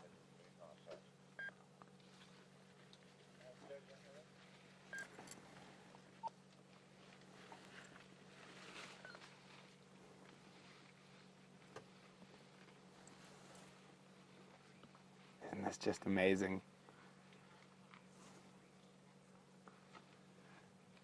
So Pinky Swear in Michigan is wondering, do little baby elephants... Sorry, I'm not looking at you because I'm looking at the VR. So, so it's a bit awkward now. We're trying to do both. But Pinky Swear is wondering, do elephants learn how to charge from their mom, or is it instinctual behavior? It's probably a bit of both. They'll gauge the reactions of the other animals in the herd and then react accordingly. There we go. You can see how breaking up that little bush willow there.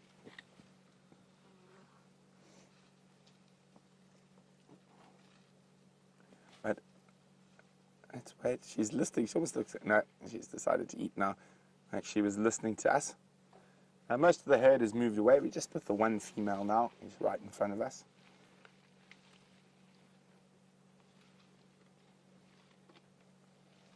The others disappearing to the north towards Buffalo's Hook.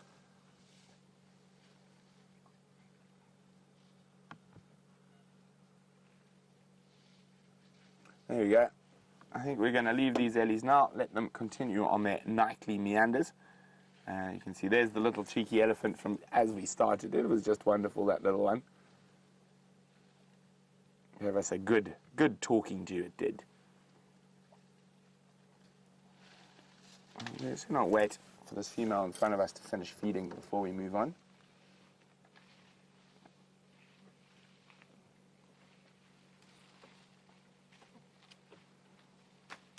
She's using her tusks to break through. There we go.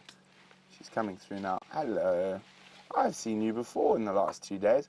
I recognize that broken left tusk of hers. Very distinct. You can see the sort of wear inside it. Yes. How are you today, madam? Enjoying your bush willow? Looks like she is.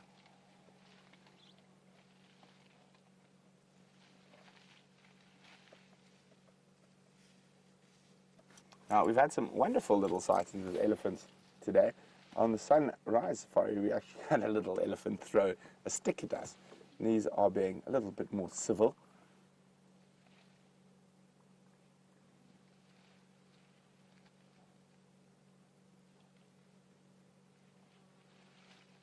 There we go. Now watch how she turns that. Oh, she's just going to break it this time. But she uses her trunk and she's going to turn that branch through her mouth. And what she's doing there is removing the cambium layer from the base of that branch. That's the area that's got a lot of nutrients. She's not really eating too much of it, so... Oh, there we go, she's got a whole piece. It's lovely when they do that. So completely relaxed in our presence. Trying to see if there's any little morsel left. Oh, there we go. So she's actually, quite interestingly, she's only eating the base of the branches, so right where the branch is connected to the main stem. Now, I wonder if there's a little bit more nutrients or a little bit more sort of juice in that particular spot, and that's what's prompting her to feed there.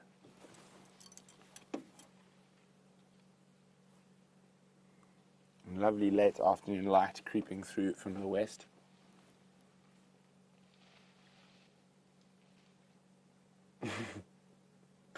Almost looks like she's unsure what to do. Oh no, she's going to take some takeaway with her. Yes, hello.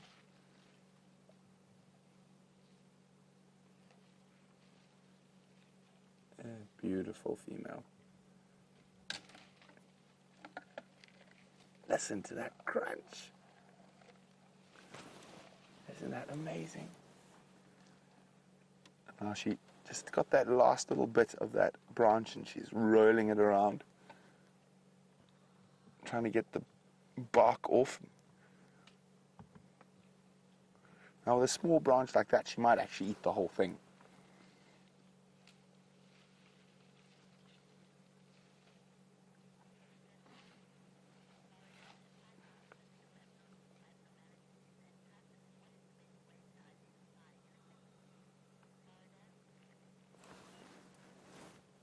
So,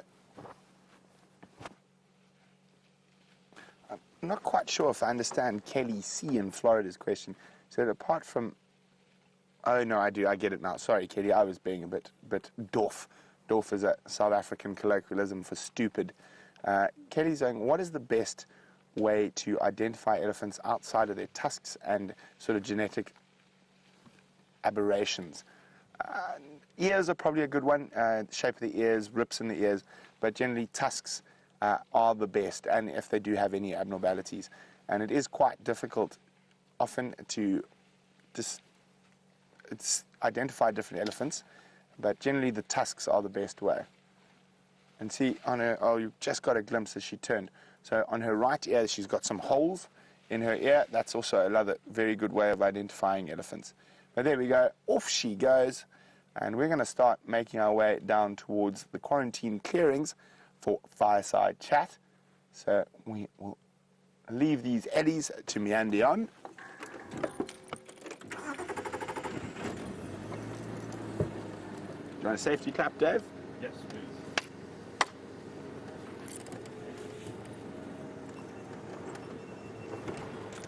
So, from one herd of elephants to some more elephants with Jamie. In this case, more elephants that are having quite the tussle. Two young boys that are pushing each other backwards and forwards. I know that the visual isn't fantastic. They're on the northern side of our boundary, so on Buffelshoek. Oh, look how big and strong I am. I can push over a very small acacia tree. That's pretty intimidating. I'm pretty intimidated. Oh, do we have peace now? Has the victor been decided by his impressive display of pachyderm strength? No, we're going to go for the next tree now. Oh, no, bouncing back.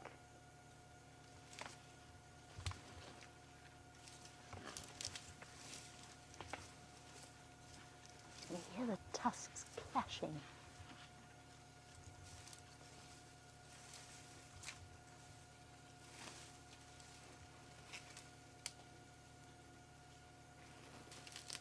Dust clouds flying. This is the fantastic thing about winter. It's cool enough that we get elephants behaving like this, playing with each other. Oh, that was a serious headbutt.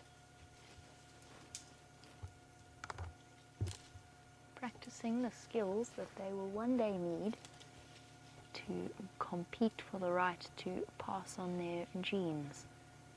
And who better to play with and practice with than a cousin or a brother? Probably a cousin, they're about the same size, the same age. Oh, I think that might, oh no, maybe he's going to back into him. Yep, he's coming back in. Little head shake.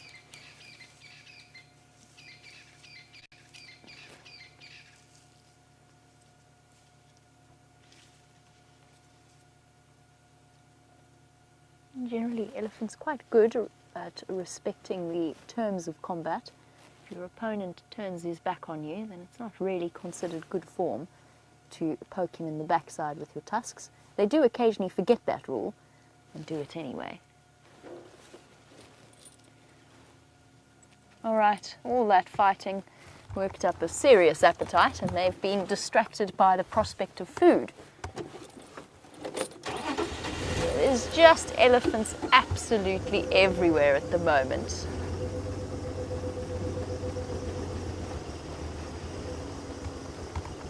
Most of them are in some really dense vegetation, so I think we're going to leave our elephants for now. Start heading back towards those jackal that we saw earlier. I'm desperate to see how that scenario played out, but before we move off the topic of elephants entirely, Peter, you were wondering about whether it's true that elephants go crazy for oranges. It is absolutely 100% true. Any fruit with a relatively high sugar content, they absolutely love. They have been known to burglarize vehicles, break and enter into people's parked cars outside lodges in order to get to their supply of oranges, mangoes, whatever it is they can get their hands or at least their trunks on. So elephants love oranges, and I've heard stories about farmers up near Botswana that are citrus farmers, and as a peace offering to the elephants, they basically put all of the rejected oranges in a big pile, and the elephants converge there in the evenings to go and munch on the fruits. It's probably a vitamin C thing, but it's also a sugar thing. Very, very nutritious fruits. Speaking of which, I actually haven't managed to eat mine this afternoon. There's just been too many things happening. It's one of the big reasons why they really enjoy marula fruits. Marula fruits are exceptionally high in vitamin C. That's obviously a naturally occurring fruit that we get in this area. Very, very high in sugar and high in vitamin C. And there's a rumor, or at least an observation, that musk bull elephants, in other words, elephants that are at that stage in life where their testosterone levels are up through the roof, and my word, they're just pachyderms everywhere. So many elephants. There you go, there's more of them. We're not going to linger, I don't think, but we've got more elephants here. An elephant in must will apparently target marula fruits specifically, just for the additional boost of vitamins that they need from it. That's a rumor though, it's not really 100% backed up by science. Ellies really do enjoy a good fruit. Now, I've never had anything stolen from my vehicle. Vim, I don't know if in any of your experiences you've ever had an elephant steal from you. I haven't. It's quite unusual, but you never know. Monkeys robbed my car a couple of times. Yes. VM spot on. We've all had our vehicles robbed by monkeys and by baboons. I had a baboon jump through my car window, take a sandwich out of my hand, and then jump out the other side. I know that feeling very well, and it leaves you feeling a little bit confused, somewhat amused, and a bit like your personal space has been thoroughly invaded. I would be a bit more concerned if it were an elephant trying to steal it, or steal something from me.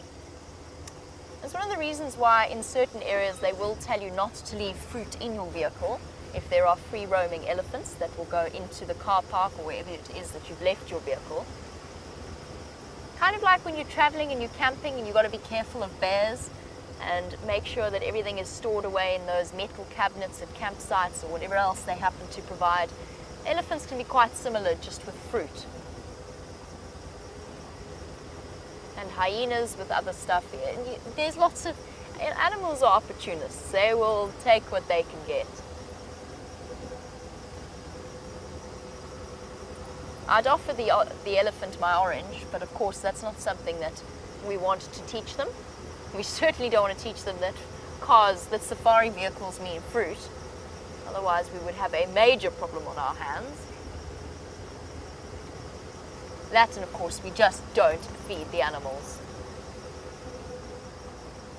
While we make our way to the jackals, let's head back onto the back of Wendy. Well, temperatures dropped incredibly quickly as the sun dipped below that western horizon. So just a quick update on those who might have missed the first part of the drive and what's going to be happening for the rest of the drive. Queen Karula, the dominant female leopard on Djuma, we spent the first hour with her. We could hear cubs. They actually since have arrived. So the cubs were there, they are now feeding. We are not going to go back there. The sun is set below the horizon. That area will now be zoned. When I say zoned, it means no one will be able to go there. And that's because, firstly, there are 2 cubs there, and there's a kill on the ground. So it might attract lions and hyenas to have spotlights and cars crashing around there at night. So in certain parts of the Sabi Sands, hyenas are very clever. They've learnt to look for leopards where there's a spotlight or for leopard kills. So as a general rule, you never shine a spotlight on a leopard kill that's on the ground at night. So that's just to try and make sure we have as little effect on the wildlife as possible. But don't worry, I will be going there first thing tomorrow morning to try find Queen Karula and the little ones. But great that they are back on Djuma, really exciting news. And they are very deep in Djuma. It's not like they're just inside.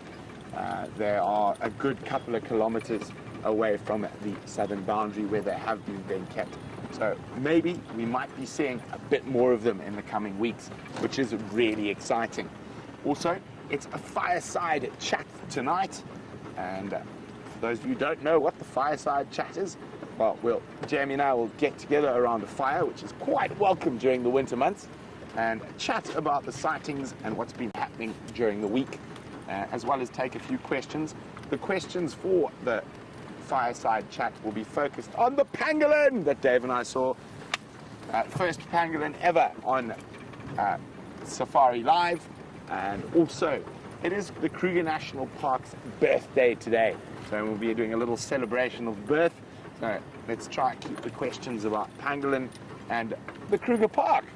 And we will be doing a different format of fireside chat this evening.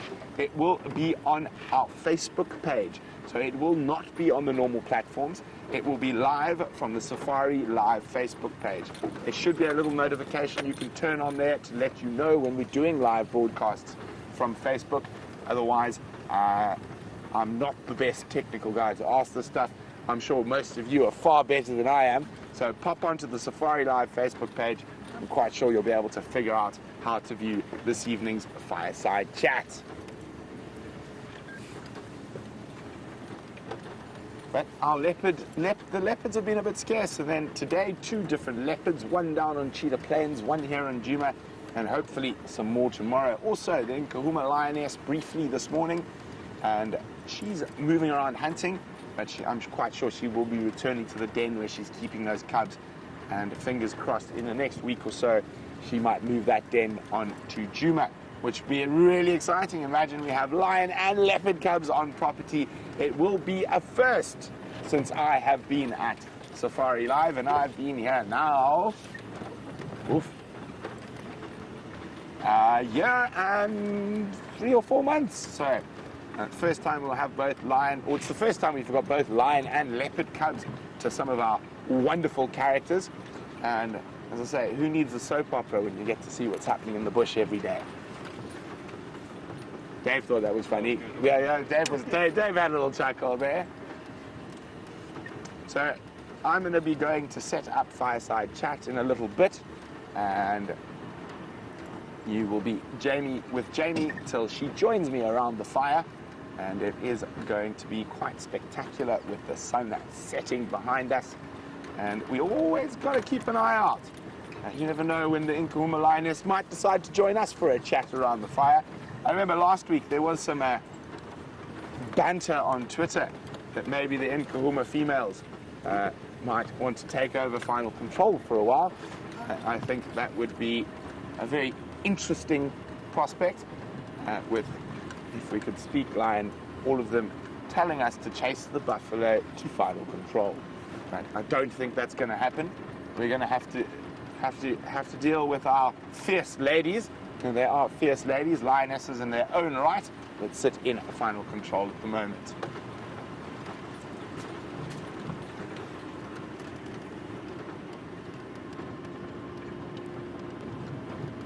Woo, chilly. Quite looking forward to getting next to that fire.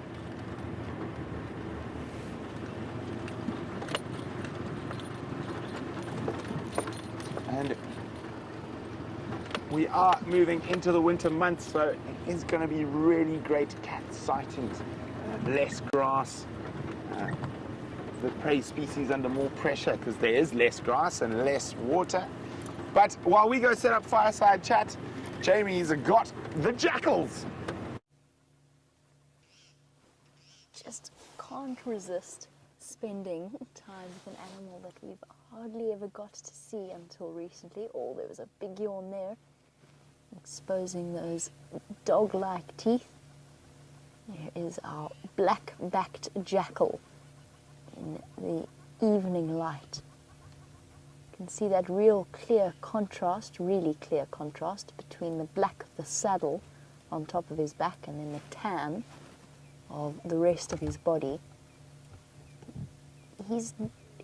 It's not terrified of a vehicle, but it's not 100% comfortable with it, which means that we can't get terribly close, but we can sneak forward a little bit, just so that we can get... Oh, wait, hold on. There might not be any point to going forward. Where are you off to?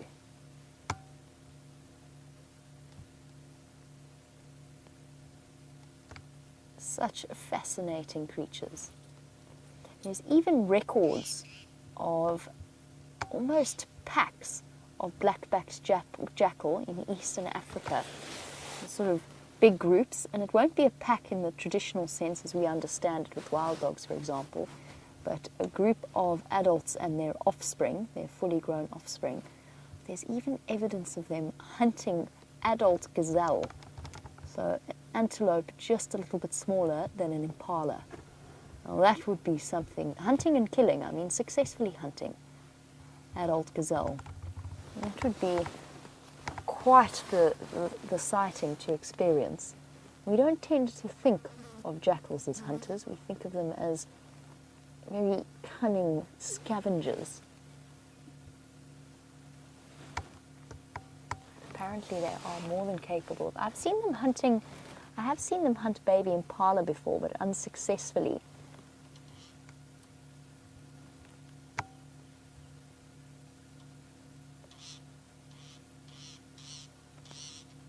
Still ranging about, basically just looking for any food that he can find. Could well be a young black-backed jackal. Judging by the condition of its teeth, that's what I first thought. Very, very clear white teeth. In other words, it has now dispersed from its parents and moved on to look for, first of all, for a mate and then for a territory of its own. They are territorial, but the males and females, we discussed this morning, but males and females of both species will mate for life, or at least be entirely monogamous, and maintain their little territories. And just bear with me 1 second, I just want to make sure that the side-striped jackal are not hiding somewhere here. This is where we left them, and only the black-backed jackal that I could see. But that side-striped pair also hanging about. Makes me wonder, I mean, there's a good chance this is part of their territory, and yet we hardly ever see them here until recently, or we hardly ever see them here until recently. Let's try and get another view of our black-backed jackal. Actually, let's go forward a little bit in case the side-striped are somewhere here. I've already checked that side of the road, and we'll travel along the fire break for a bit.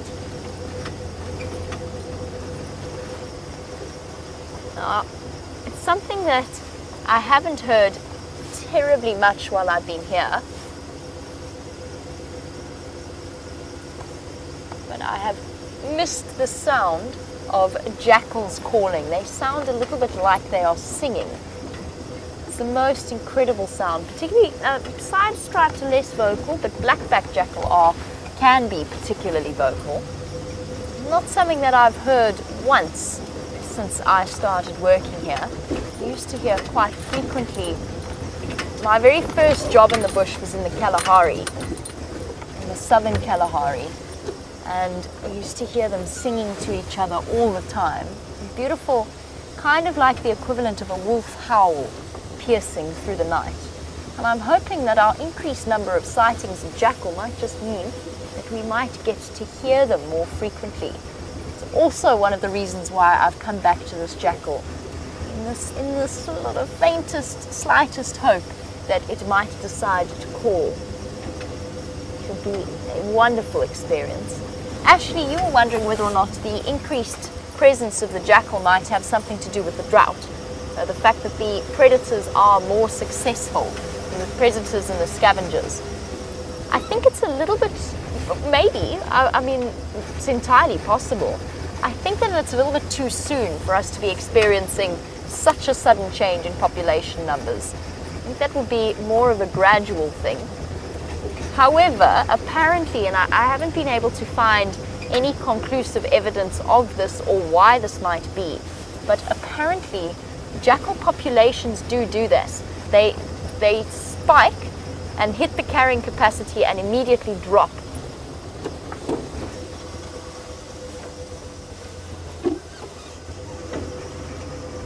And go very, very low. I'm just looking at this drag mark here. I'm 100% certain that this is from the buffalo that we saw the hyenas playing with earlier.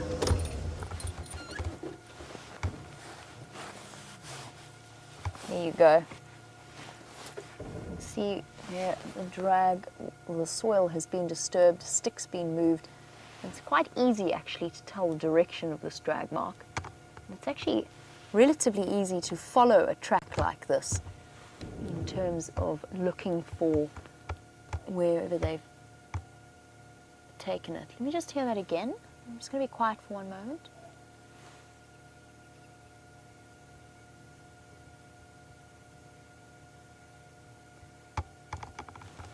Taking my earpiece out.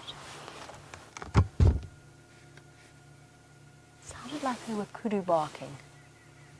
Did you hear that, Liam? Almost sounded like baboon alarm I call. think baboons. Could well be baboons. We've been seeing that troop more and more. I heard it. It came from my right side, which means that my earpiece blocked it out ever so slightly. But let's go and investigate, nevertheless. Our jackal has appeared to have moved off. So we shall go and investigate and see what's causing the sudden alarm. Whether it be kudu or whether it is a baboon.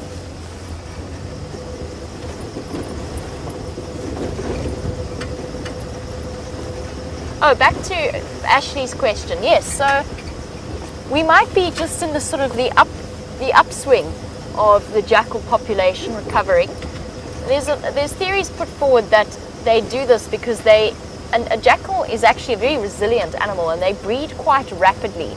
So about once a year, a female will have pups, but she has quite a high success rate. So an average between 2 to 4, but up to 6 pups at a time. And with a relatively high survival rate, a jackal population can increase quite quickly. And the theories go that essentially what happens is they hit their carrying capacity and a disease will sweep through the population really quickly. But it's difficult to imagine what sort of disease it would be that would act so negatively on the jackal and not on other animals. Although, of course, now we've got this terrible situation with the wild dog pack in Lower Sabi that all contracted canine distemper, and that wiped out an entire wild dog pack in the space of a couple of days, which is utterly devastating for an animal that is so critically endangered as it is. It sounded like it was coming from... Oh!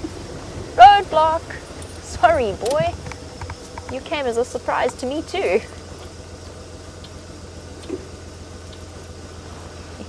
Big, very big buffalo bull. Sorry about that, boy. Didn't mean to startle you. So busy looking for alarm calling animals. The reason I'm racing in this direction is because it could well be that lioness that's moving through the area. It's cool enough now that she'll be on the move, quite possibly looking for the rest of her pride mates. It sounded like it was on this side of the road. Again, direction's a bit tricky. I have an earpiece in, but I think it was from somewhere here.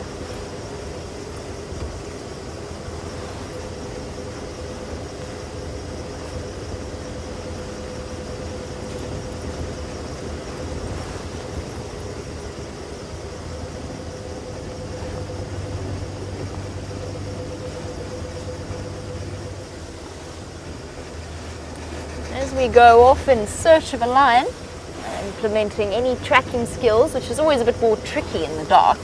Kathy from Tennessee, welcome to the Sunset Safari.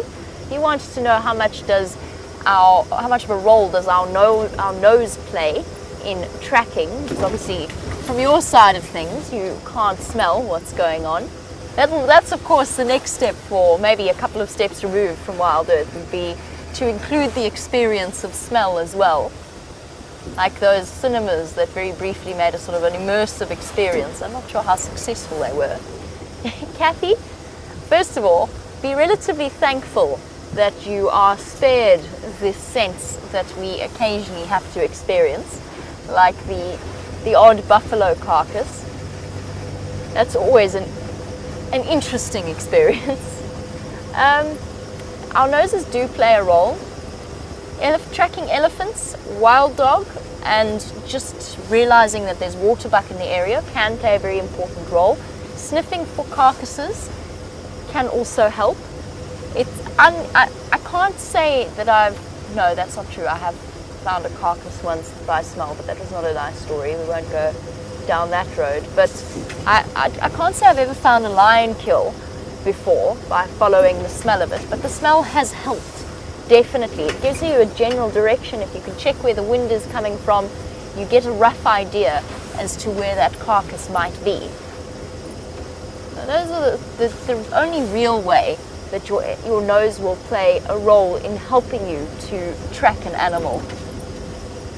And that's the limit of my experience. Wild dogs is probably the best example of where smelling them can actually help. The thing about that though is that their smell lingers for quite a considerable period of time after they've passed through an area. Now you'll drive, we've had a few sightings where we've madly rushed around following wild dogs and then they've crossed over our boundary and out of our traverse area, and you go back along the same roads and you're constantly looking around because you're aware of that wild dog, wet dog smell. There are, of course, I've been dismissive of the idea, but there are, of course, times where I really wish that we could share the smell that we experience with you. The petrichor is the clearest example, the smell of the earth after the rain. But some of the flowers are particularly nice smelling, especially in summer, after a good rainstorm. But there are times where a sense of smell would come in particularly handy, and be able to share the sense of smell with you.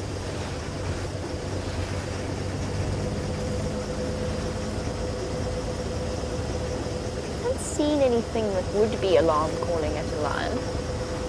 Doesn't mean it didn't come from around here.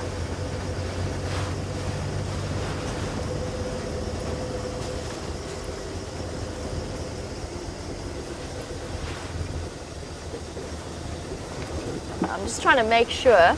Oh, somebody's on their way home. Let's see, Daisy.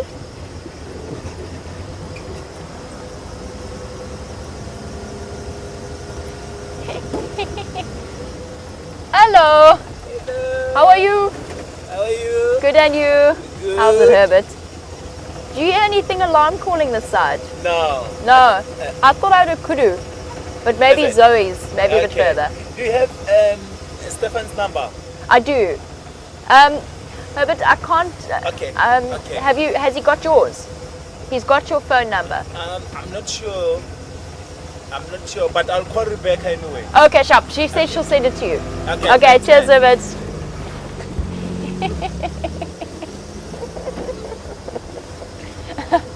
Oh, shame. Trying to get a hold of Steph.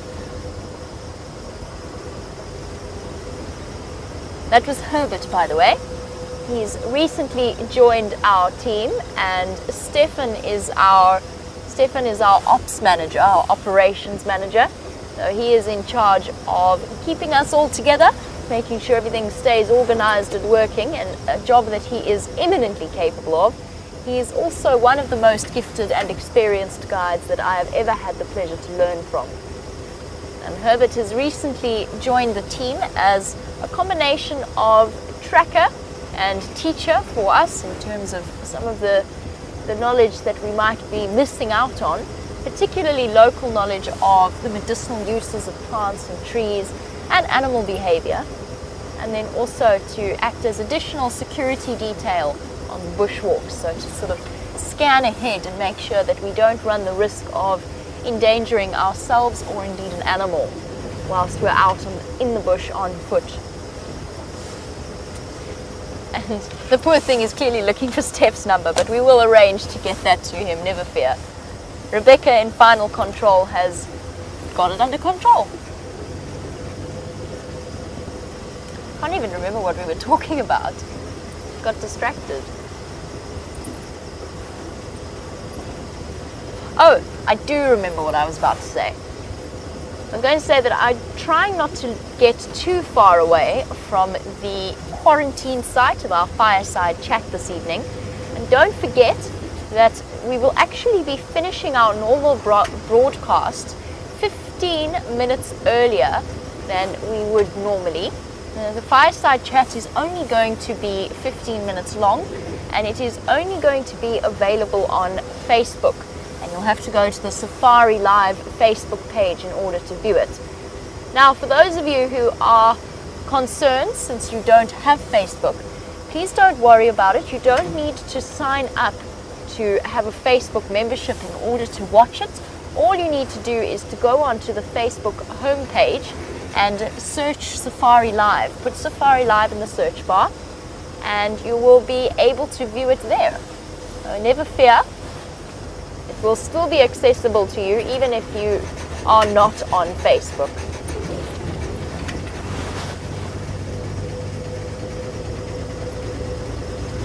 And what that means is that it is a delicate operation in terms of my timing.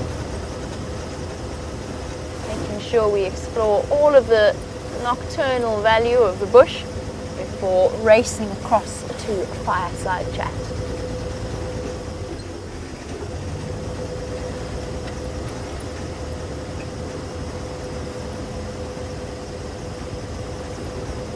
We have wonderful conversation planned.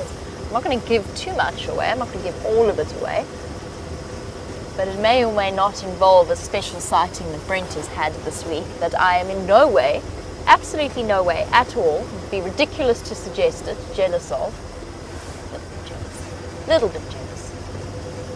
That's okay. Our time will come, Liam. We'll find something.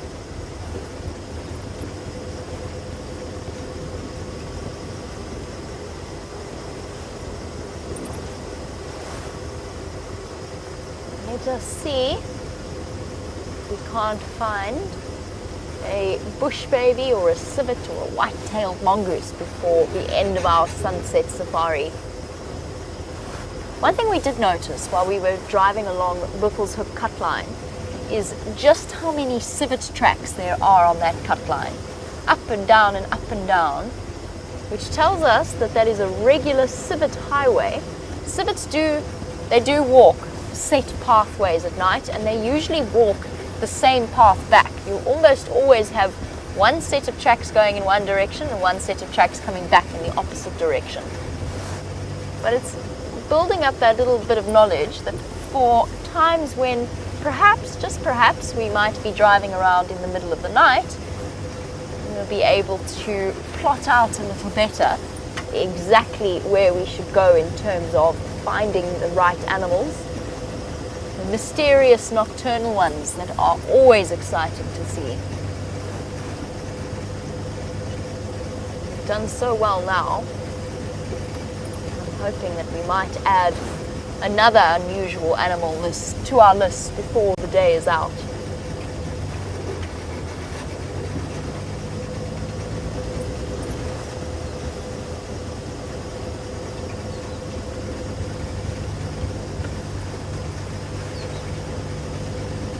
And please let it not be a Dacre hiding behind a bush this time. I don't think I could stand that embarrassment twice in a row.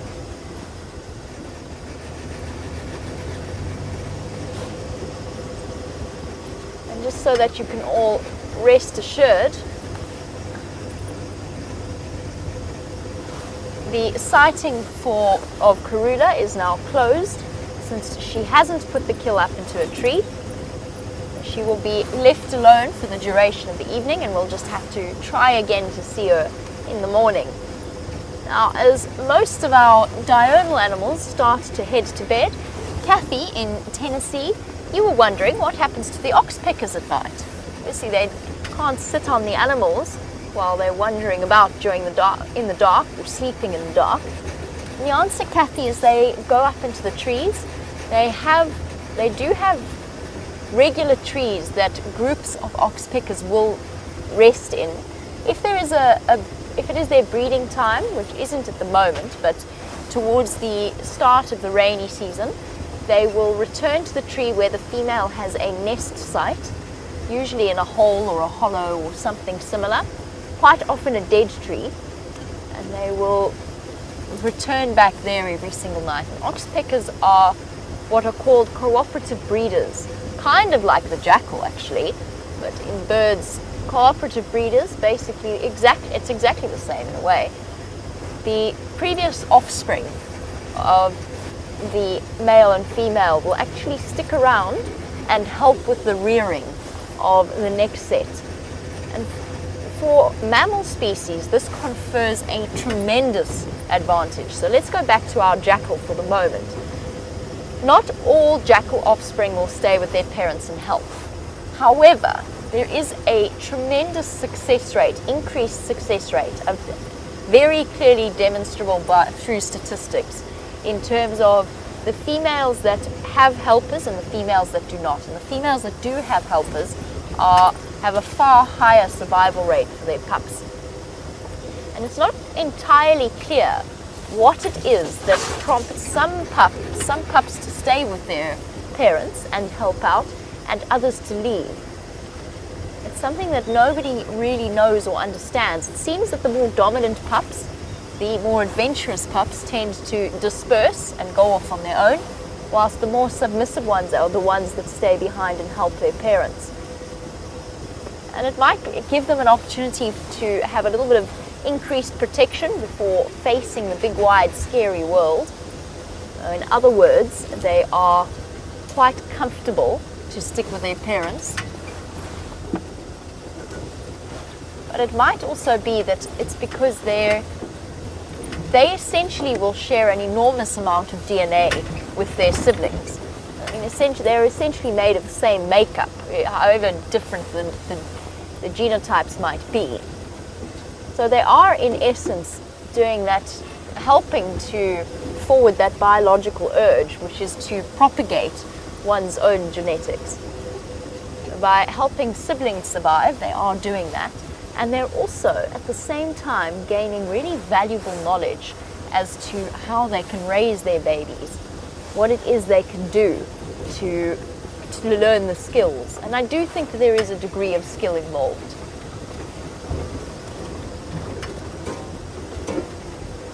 Just trying to work out, just ever so quickly, what planet that is. Apparently Mars is meant to be exceptionally bright at the moment. It is very clearly a planet, and it certainly has a reddish tinge to it that suggests to me that it might be Mars. I'm going to have to double check that on my sky map and work out which one it is. Lost track now of the planetary movements. You can see how it's not twinkling, but a solid ball of light, because it's reflecting the light of the sun, not producing its own, as a star would do.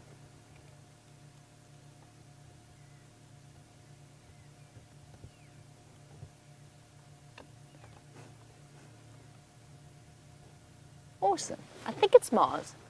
I'm going to have to double check. I know Mars was meant to be quite bright at the moment.